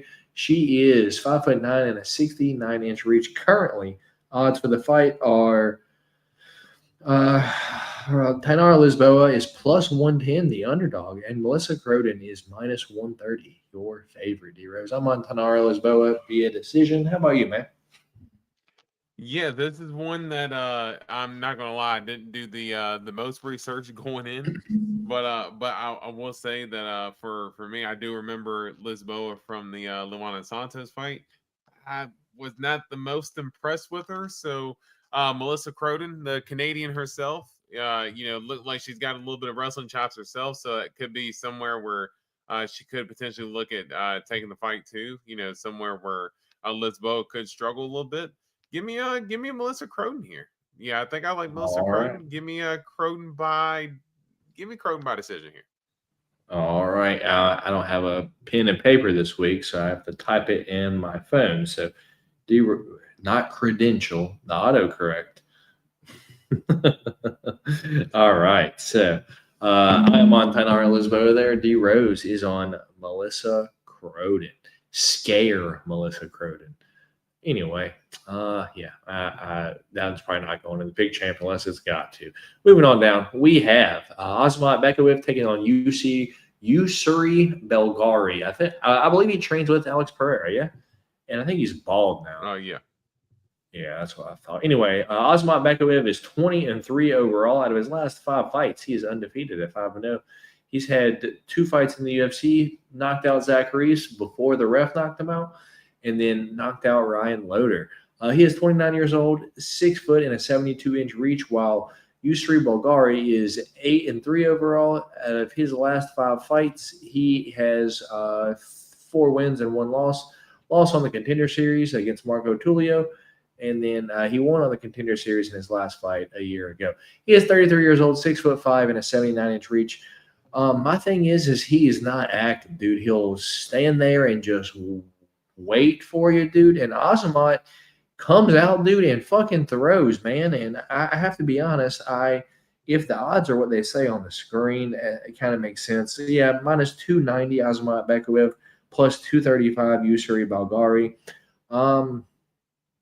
Yeah, man, I just think Azamat going to end up doing more the entire fight. I don't think he knocks out Yusri Bulgari because I think he's got pretty good defense. But I just don't think Yusri throws enough to win any part of any round. He's either going to knock you out or he's going to lose the fight. So I want to go Azamat Bekayev. Let's go Azamat Bekayev via decision, man. What's your thoughts here? Yeah, I think for this one, Yusri is a guy who very slow. In my personal opinion, just in terms of his hand speed, his maybe his like decision making and all that stuff, and he's very calculated. Where Bekayev, he's full foot on the gas, looking to get in your face. And for me as well, I think another big difference that is in this fight is look at the experience level. I mean, you're talking about 23 fights compared to 11 fights for in favor of Bekayev as well. So been in all kinds of different fights, can mix it up as well. Yusri is a guy who he's pretty solid defending takedowns, but not the best, if you want to say so. He can be taken down. I think that's where Azamat can take the fight. And I think Azamat, if he gets him down to the ground enough, I could see ground and pound finish as well. Bekayev is a guy who's not going to sit around and be restless. He's going to be foot on the gas. So I'm going to go Bekayev. I'm going to go round 2 KO for Azamat Bekayev. All right, me and D Rose both on Bekayev. I'm on decision. D Rose is on knockout. Moving on to the next one. We've got Rondinha, Stephanie Luciano taking on Ravina Oliveira. Stephanie Luciano, 6-2-1 overall out of her last 5 fights. 3 wins, 1 draw, and then 1 loss to Sam Hughes. She is 25 years old, 5'6", and a 66-inch reach, while Ravina Oliveira is 7-2 overall, lost her UFC debut against Tainara Lisboa. She is 28 years old, 5'5", and a 65-inch reach. If I remember Stephanie Luciano correctly, I believe she's kind of a dog, dude. She goes out there, presses forward, got solid striking, man, and I think she should easily win this fight via decision. I just like for Ravina to win, she needs to go out here and get takedowns, ground and pound control, and I just don't think she's able to get Stephanie Luciano down. And Stephanie's going to be the bigger girl too, dude. So, yeah, give me Stephanie Luciano to win this fight via decision, man. What about you? Or odds for the fight, Stephanie Luciano minus 300, Ravina Oliveras plus 240. Yeah, I think honestly, I don't really have too much of a difference in breakdown compared to the way you saw it. No need for me to kind of, just basically repeat the same points. I think Luciano's the better fighter all around and got more to offer. Give me Luciano by decision. Fair enough. Moving on to the next one, we got Kyle Prepelic taking on Drew Dober, dude. Kill shot. Kyle Prepelic is 18-9 overall. Out of his last 5 fights, he is 3 wins and 2 losses. His UFC debut, he lost to BSD via arm triangle. He is 36 years old, 5'10", and a 70-inch reach. While Drew Dober, 27-15 overall. Out of his last 5 fights, he's only won 1 of them against Ricky Glenn. Lost to Matt Favola, lost to Renato Moicano, lost to John Silva, and then lost to Manuel Torres. He is 36 years old, 5'8", and a 70-inch reach. D-Rose, I think the last time Drew Dober fought and he got knocked out, I was like, dude, I can't pick Drew Dober anymore, dude. But he's going up against Kyle Prepelic, and odds for the fight minus 440 for Drew Dober. Kyle Prepelic is plus 340, the underdog. What surprised me here, D-Rose, the over-under is 1.5. The over 1.5 is minus 188. The under is plus 145. I think if Drew Dober wins, he probably knocks out Kyle Prepelic. Yeah, I don't understand why the over is about minus 200 and the under 1.5 is plus money. That is strange. And I'll let you finish your analysis, but. Yeah, I gotta pick Drew Dober. Drew Dober by knockout. I know, Kyle Prepelic's a little bit lighter than the people that, Drew Dober usually knocks out, but things can change. Things can change. Drew Dober's hands ain't racist, Anybody can go. Yeah, well, I'll say for me, let's go round. Let's go round 2. Round 2 knockout Drew Dober. For me, you were talking about the betting odds, for the over. For Drew Dober to be on a 3-fight losing streak and be a minus 400 favorite, am I missing something? And in his last 2 fights, honestly, in 3 of his last 4 losses, he just has not been able to withstand damage. Which was his calling card early on, was that, oh yeah, he can take all the damage in the world and keep moving. He got that nasty cut against John Silva. Manuel Torres put him out in 15 seconds. Favola, he didn't put him out that quick, but he put him out in the first round as well. Kyle Prepelic, I'm not saying the guy's great by any means, but if BSD wasn't a zombie himself, Kyle Prepelic would have put down a lot of people with the shots that he was landing on BSD. BSD just happens to be a zombie. Give me a dog shot here on Kyle Prepelic, man. I'm taking the shot here. I know it's gonna be included in Pick Champ. I'll bite that bullet. I might even be willing to take Kyle Prepelic on a bet here this weekend, man. Give me round 1 KO for Prepelic. All right, fair enough. Antoine, are any of these fights Drew Dober can go to the Hall of Fame? Maybe, I don't know, maybe T-Rex versus Drew Dober. That was fun. I don't know. Fun for about 5 minutes. The Brad Riddell fight is, if there's one fight that you actually call back of Drew Dober, it's the Brad Riddell fight. Yeah, but he ended up losing that fight. No, but just in terms of, it's just going into the Hall of Fame. Is there any fight that's worthy of that? I mean, obviously there's winner and loser each fight. Yeah. A fight can go to the Hall of Fame and the guy lose it. But if there's any fight of his that does, that's the only fight that you can really go back to. That's like, oh yeah, that fight was a barn burner. Wow. No, most of the time he gets into fun fights, but none of them ever really stand out. They're just kind of they just blend in with the rest of the fights. There's not a back and forth. He either crushes them or he gets knocked out, Right. Yeah, exactly. Yeah. All right. Moving on, dude. We have Danny left hand to God Barlow taking on Jordan Shakur Santos. Left hand to God Danny Barlow is 9-1 overall, 30 years old, 6'2" and a 79-inch reach. Out of his last 5 fights, he's 4-1. 3 of them were in the UFC where he knocked out Josh Quinlan, had a split decision win over Nikolai Veretinnikov, and then got knocked out by Sam Patterson 7 months ago. Lost all my money on that one. He is 30 years old, 6'2" and a 79-inch reach. Jordan Santos is 10-2 overall. He's only had 1 UFC fight, and he lost to Ozzy Diaz. Not a good look, to be honest. He is 28 years old, 6 foot, and a 75-inch reach. I'm scared to look at the odds here, to be honest. Left-handed guy, Danny Barlow, is minus 290, your favorite. Jordan Santos is plus 235, your underdog. Over-under here is 2.5. The over is plus 120. The under is minus 154. Yeah, D-Rose, give me the under here, and also give me left-handed guy, Danny Barlow, to win this fight. Be a second-round knockout. Yeah, man, you can't lose to Ozzy Diaz, dude. That's a bad look. What's your thoughts here?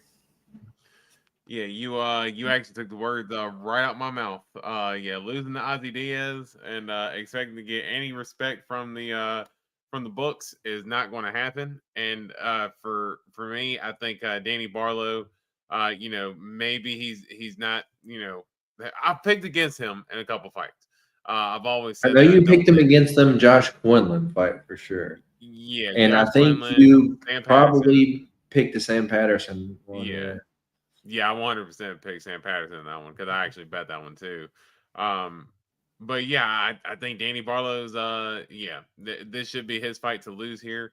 And he's moving up a weight class as well. I couldn't remember if you mentioned that or not. Moving up to 85 for Danny Barlow here. I didn't know that.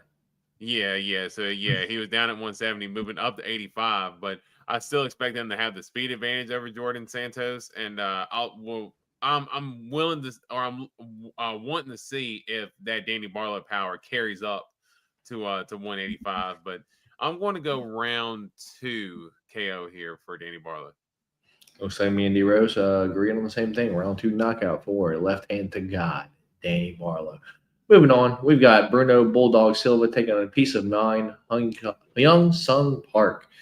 Bruno Silva is 14-7-2 overall. He's lost his last 2 against Josh Van and Manel Kape, but before that, he did beat Cody Durden, Tyson Nam, and Victor Rodriguez. He's 35 years old, 5'4", and a 66-inch reach, while Young Sung, Piece of Mind Park, is 10-1 overall. Lost his last fight against Tatsuro Taira 2 months ago, but before that, he was undefeated. Carlos Hernandez, Shannon Ross, chicken tender, Seung Gyuk Choi, and that was on road to UFC. He is 29 years old, 5'7", and a 66-inch reach. Yeah, man, I think we've seen the best of Bruno Bulldog Silva. He's what, 35, almost 36 now. He's not going to get any better. He takes some layoffs too, like 4 months ago, 9 months ago. Here, like he's fighting once a year. I mean, he's fought 2 times like this past year, but he lost both of them. So not a good look, man. And if I'm going to be honest, if I have to pick against someone that has power and jiu-jitsu against a wrestler, dude, I'm going to pick the wrestler most of the time, dude. It's just, I can see him just taking him down and just winning every single round. So give me Young Sung Park to win this fight to be a decision. What about you, man? Yeah, I think for this one, for Bruno, Bulldog is the nickname for a reason. He's a bulldog and he gets into these dog fights, and I think just over his last 2 fights, those that style has started to take its toll a little bit, fighting Josh Van and Young Sung, or Josh Van and Manel Kape, the way that he took those losses, man. It was just absolutely brutal finishes for Bruno Silva and Josh Van there. And he's turning around pretty quickly as well. That fight was 4 months ago with Josh Van, and he's already taking another fight now. Young Sung Park, he also got lumped up by Tatsuro Taira not that long ago. I mean, and Taira, like, honestly made Park look a little rough. Like, Taira lumped him up on the feet pretty quick and knocked him down and submitted him pretty quickly. But I think Hyung Sung Park, as you said, he's got the wrestling. I think he's got power in his hands as well. So I think he can hurt Bruno Silva.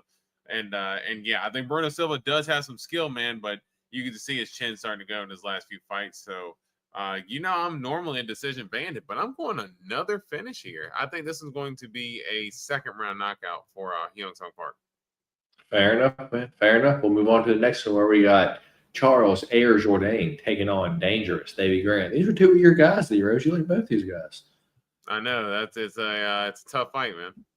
Yeah. So Charles Jourdain, once again, fighting at 135. This is his second fight at 135. Now, he did fight Victor Henry and won via guillotine 11 months ago. Anyway, he is 16-8-1 overall out of his last 5 fights.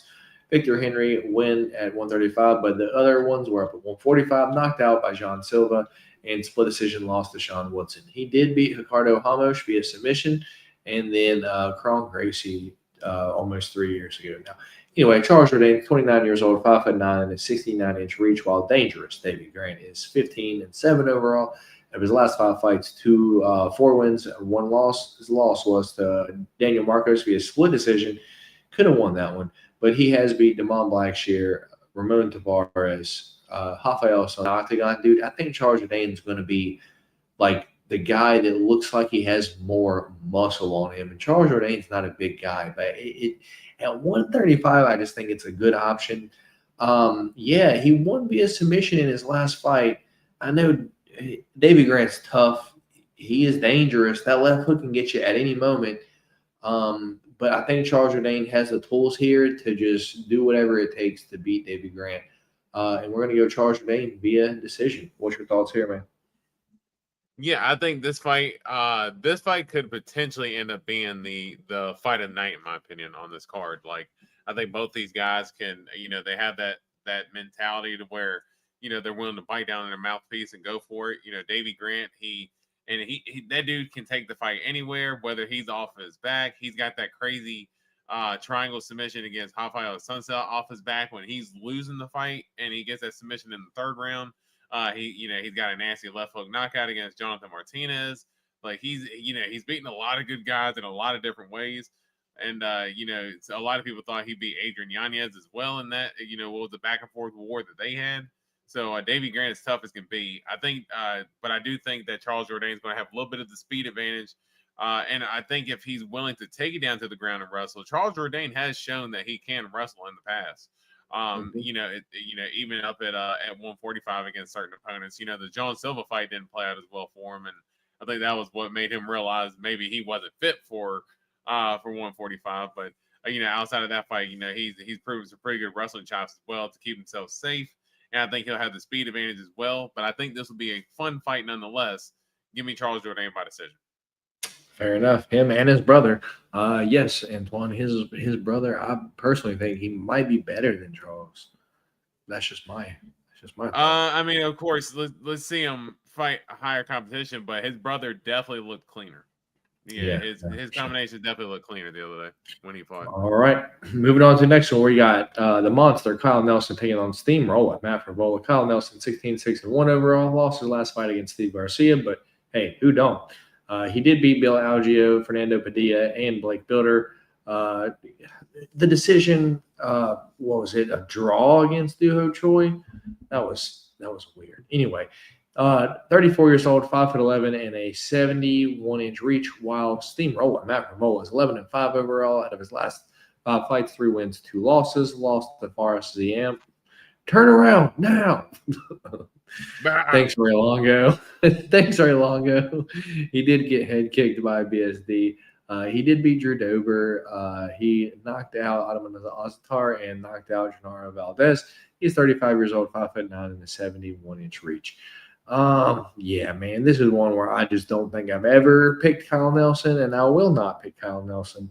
I like Steamroller here. I like his power. I'm going to say Steamroller comes out here and, lumps up Kyle Nelson, and we get a round 2 knockout from Steamroller, Matt Frivola. Steamroller is currently the favorite, minus 125. Kyle Nelson's plus 105, the dog.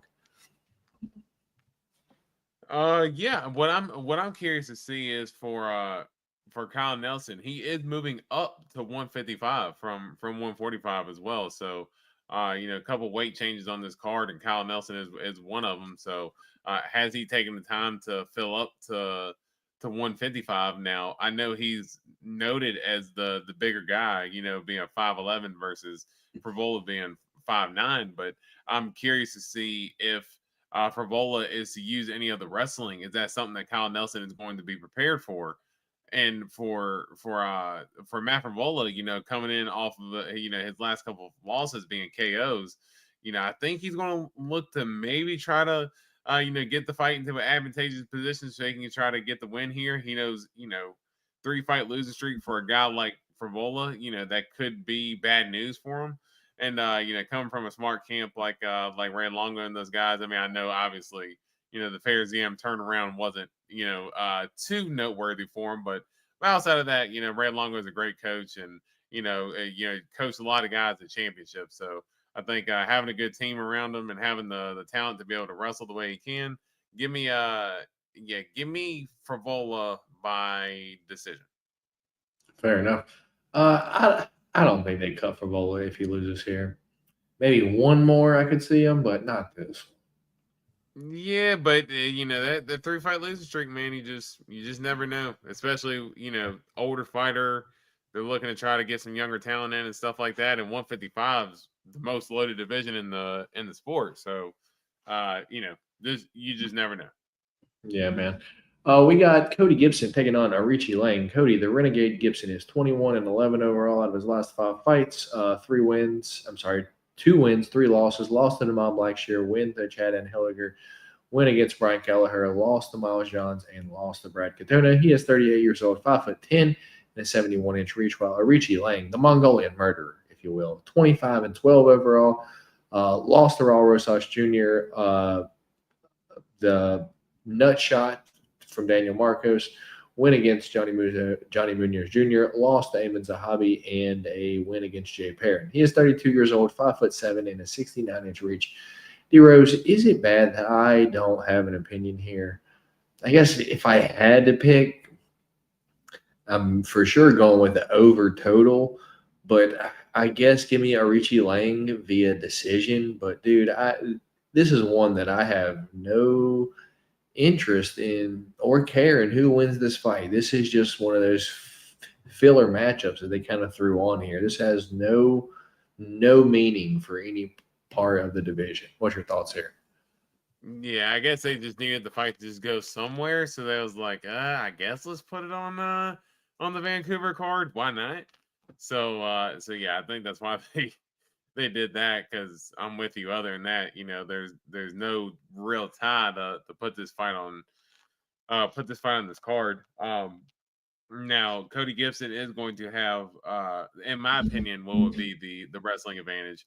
But I do think that Arichi Lang is the more powerful guy between the two, and him being shorter, having that lower center of gravity, I think can really help him stuff those takedowns. And I think that's where Cody Gibson really, he can strike a little bit, but he's going to want to get the fight down to the ground to get it done. But I think Arichi Lang keeps the fight on the feet.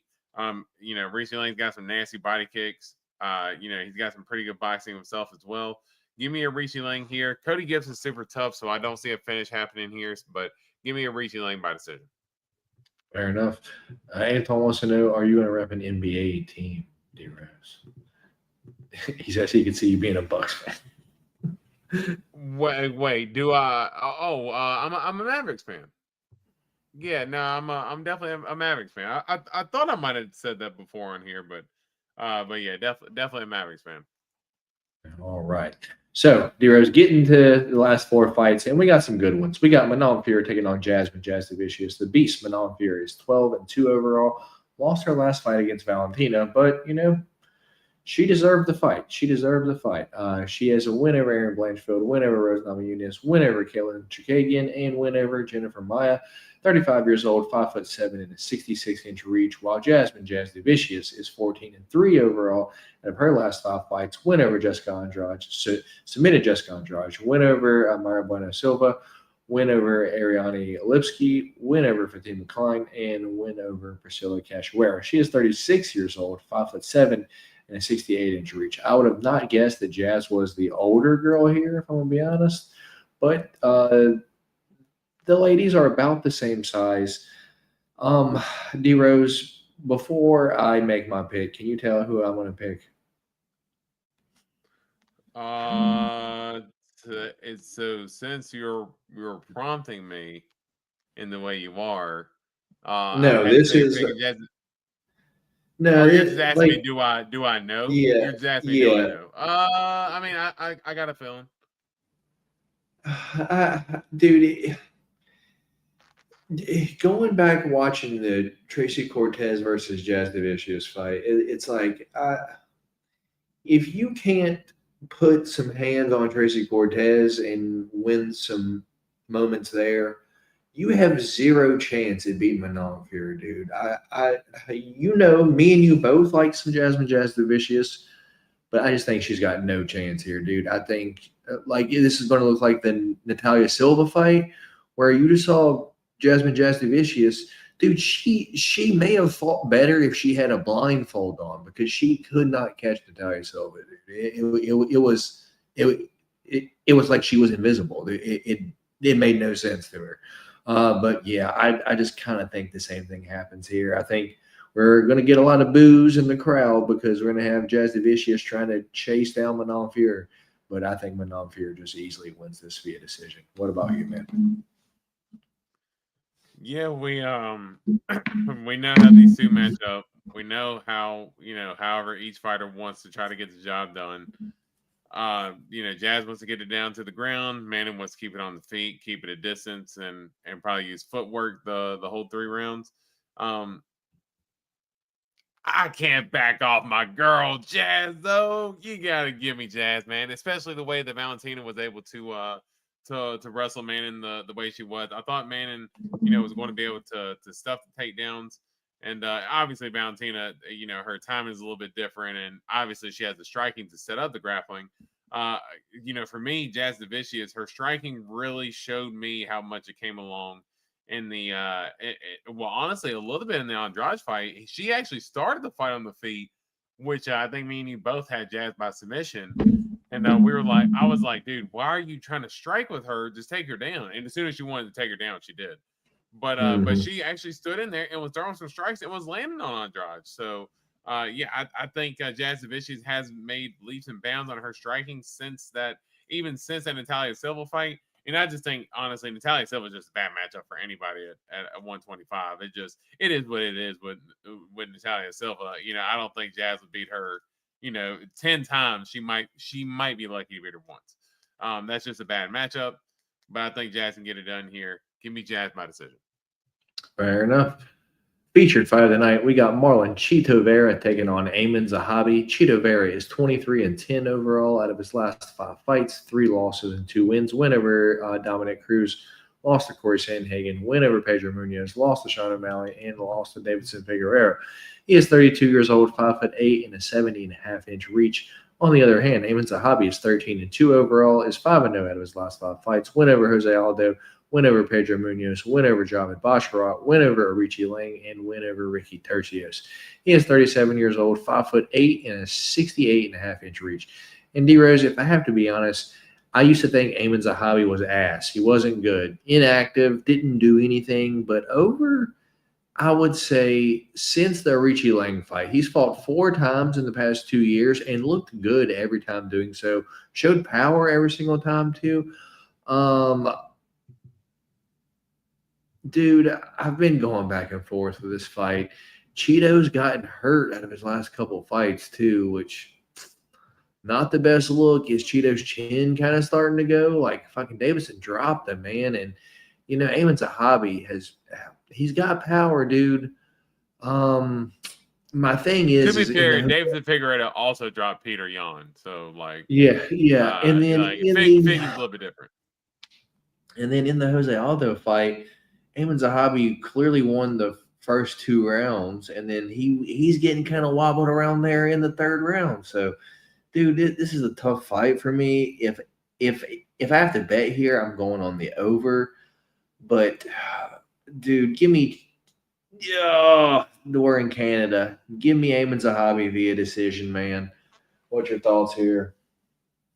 Yeah, to me, I'll be honest. I'm surprised you're struggling as much as you are with this fight. 'Cause I mean, I think it's pretty cut and dry. I think Eamon Zahavi's the more active guy. I think Cheeto's biggest thing is that he doesn't throw the most volume, and he's looking to.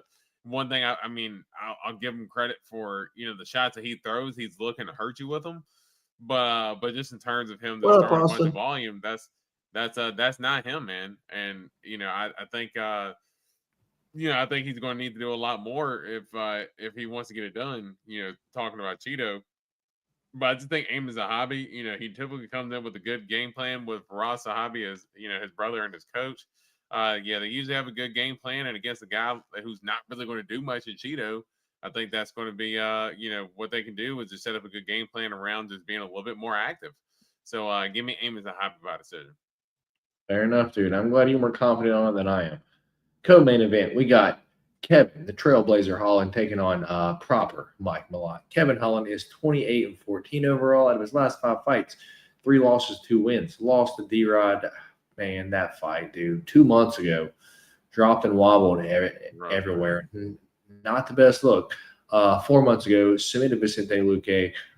6 months ago, pretty much knocked out Gunnar Nelson and then won via decision.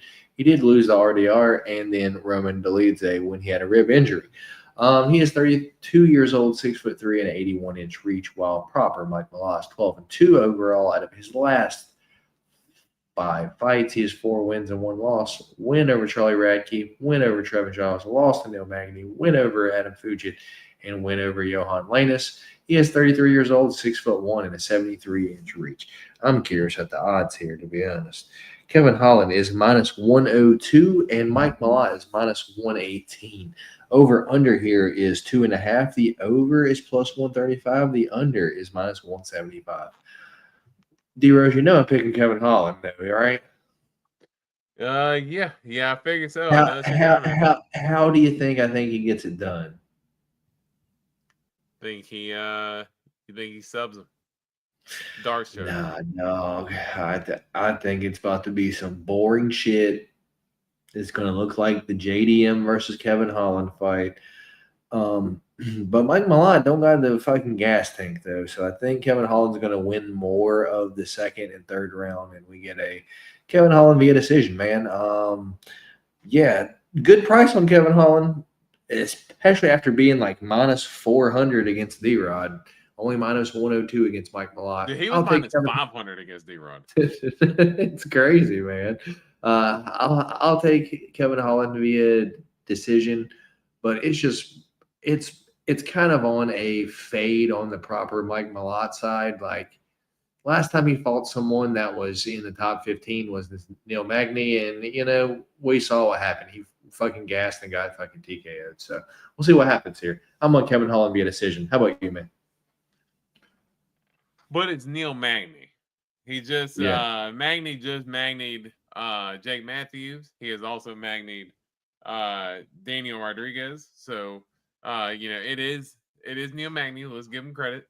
But I just think for me, the most consistent thing is that Kevin Holland is going to be inconsistent. Like that is the biggest rule of thumb for me, man. And I've been I kind of jumped off the Holland train a little bit ago just because I'm like, you just don't know where his head's at in any of these fights, man. Like you can see the top end potential of him, but then he just goes out there and lays the egg in certain performances as well, and you're like, dude, what are you doing? And I don't know. I was pretty big on him in that D-Rod fight, and he looked pretty poor in that fight, and there have been matchups in the past where I've been excited on him, and he kind of laid an egg. So I'm not even going to, when the stock's low, maybe I need to wait for it to be a little bit lower on Kevin Holland before I start buying in on the stock. But I just think Mike Malott here kind of getting his swagger back since that Neil Magny loss. I just think he ends up going in here and wrestling Kevin Holland.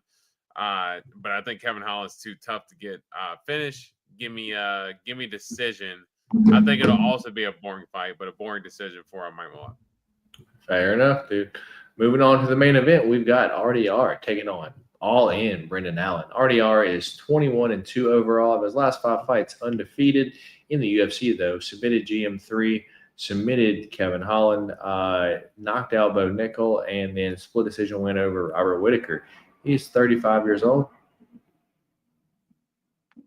The hell was that? Having a dick measuring contest out here with the United States Navy. Here we go. Anyway, 35 years old, 6'4" and a 78-inch reach, while Brendan Allen is 25-7 overall. He is 29 years old, 6'2" and a 75-inch reach. Also taking this fight on short notice, dude. And Brendan Allen's game plan is to go out there and grapple you. But I think that's a bad idea with RDR being the much bigger guy in shape, not taking this on short notice. I think RDR is a better striker here, dude. Give me RDR to knock out Brendan Allen. Let's go round number 3 because I don't know how much gas Brendan Allen even has taking this fight on short notice. So that's going to be my pick. RDR round 3 knockout. Odds for the fight, -198 RDR, +164 Brendan Allen. I'm surprised they're that close, to be honest, dude. RDR just beat Robert Whitaker. All right, cool. Anyway, which way are you going here, man?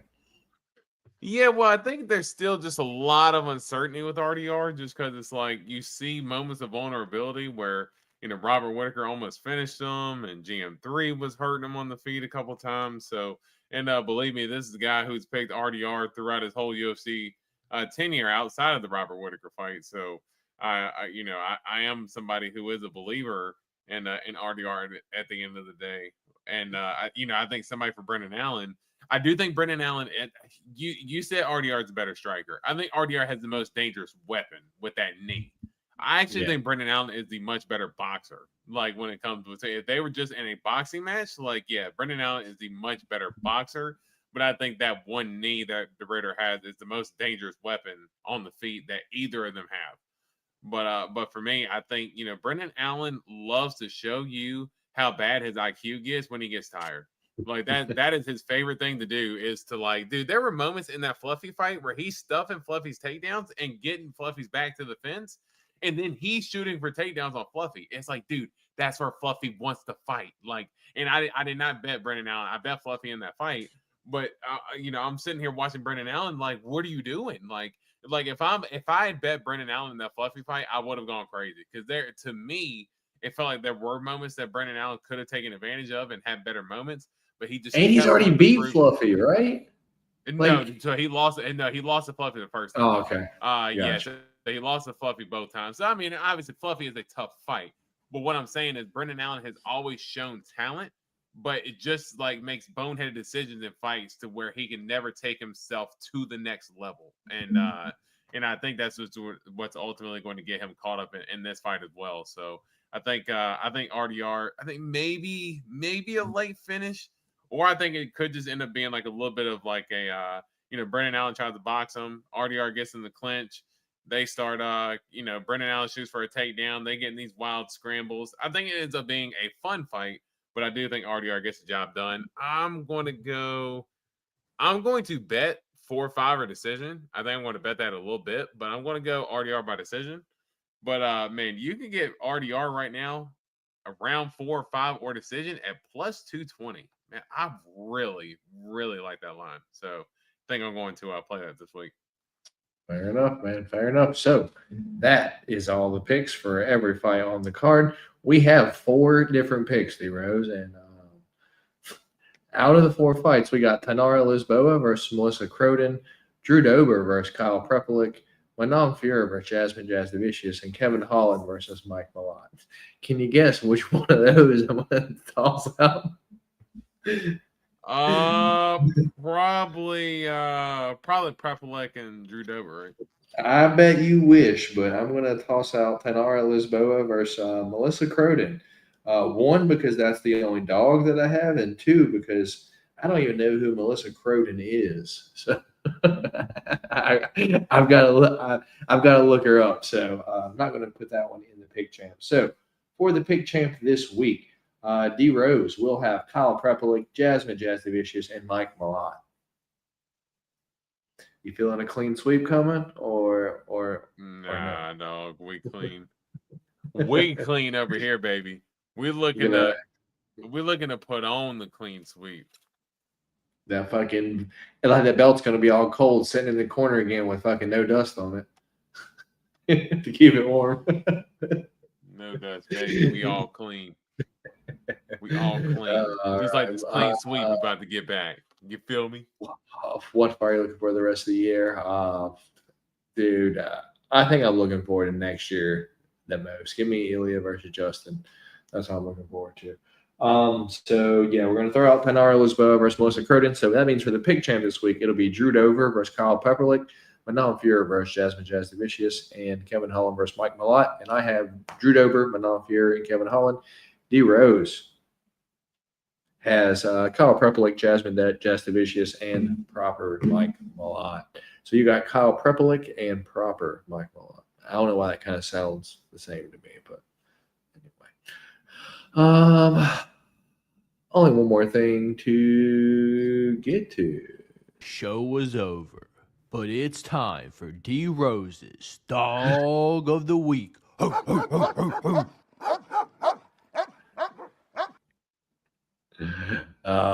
time for D Rose's Dog of the Week. What's going on, man? Who is your dog this week? You have a choice. You have I have about 3 or 4.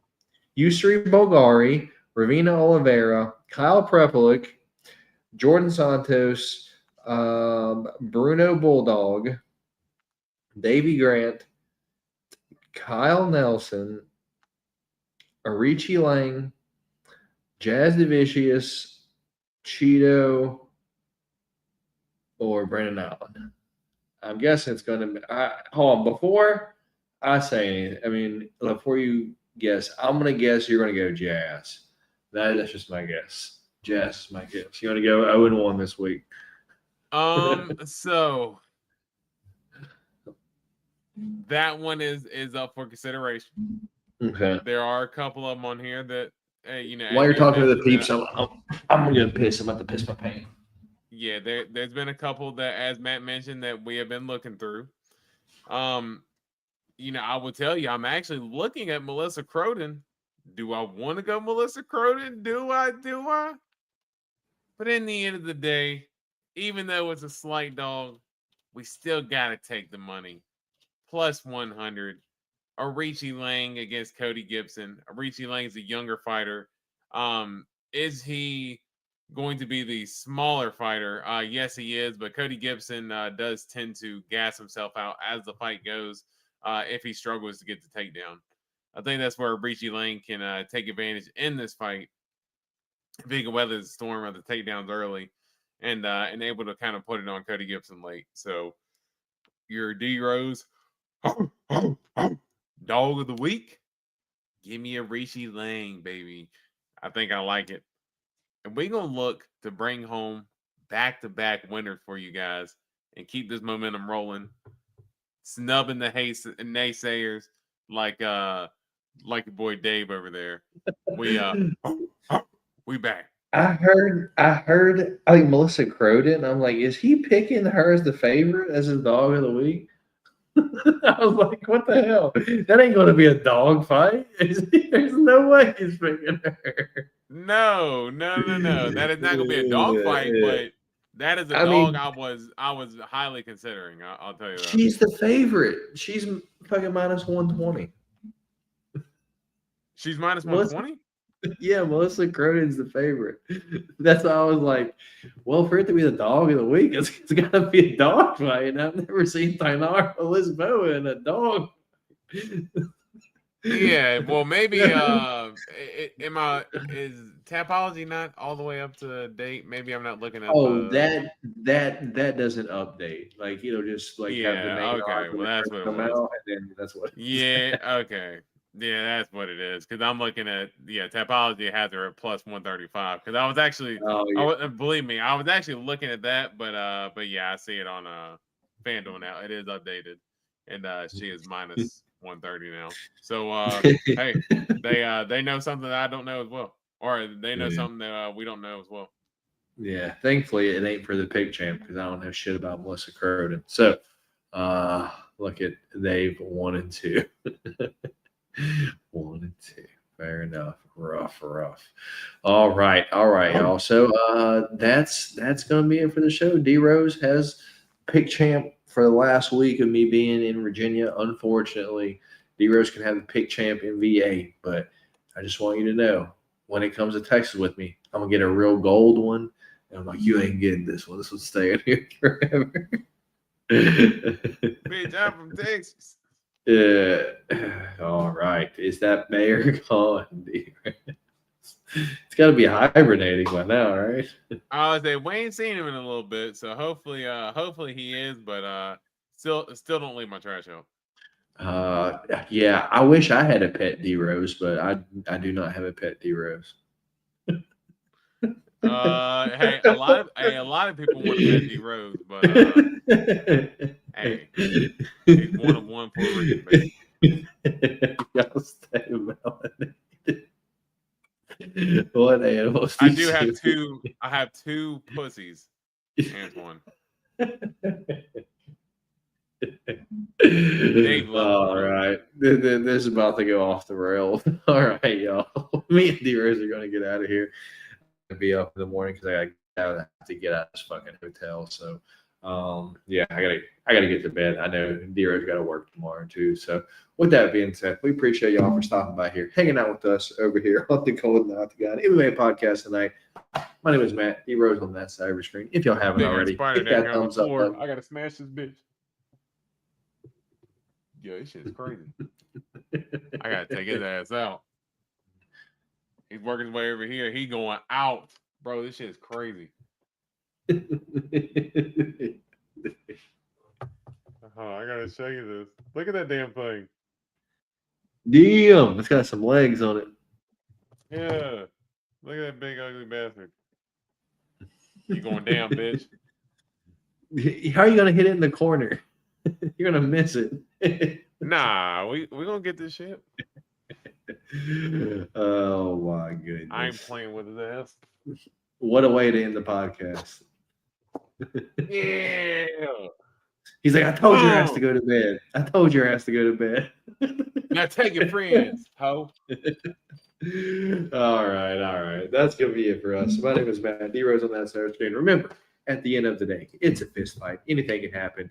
So if you're betting on these fights, don't be betting more than you can afford to lose because, anything can truly happen. But until next week, my name is Matt. D-Rose on that side of the screen. Remember, no change chatter this week because I ain't got nowhere to bet at. But, next pay-per-view, me and D-Rose will be back for a change of chatter. But until then, y'all stay safe, and we'll see you guys next week. Peace.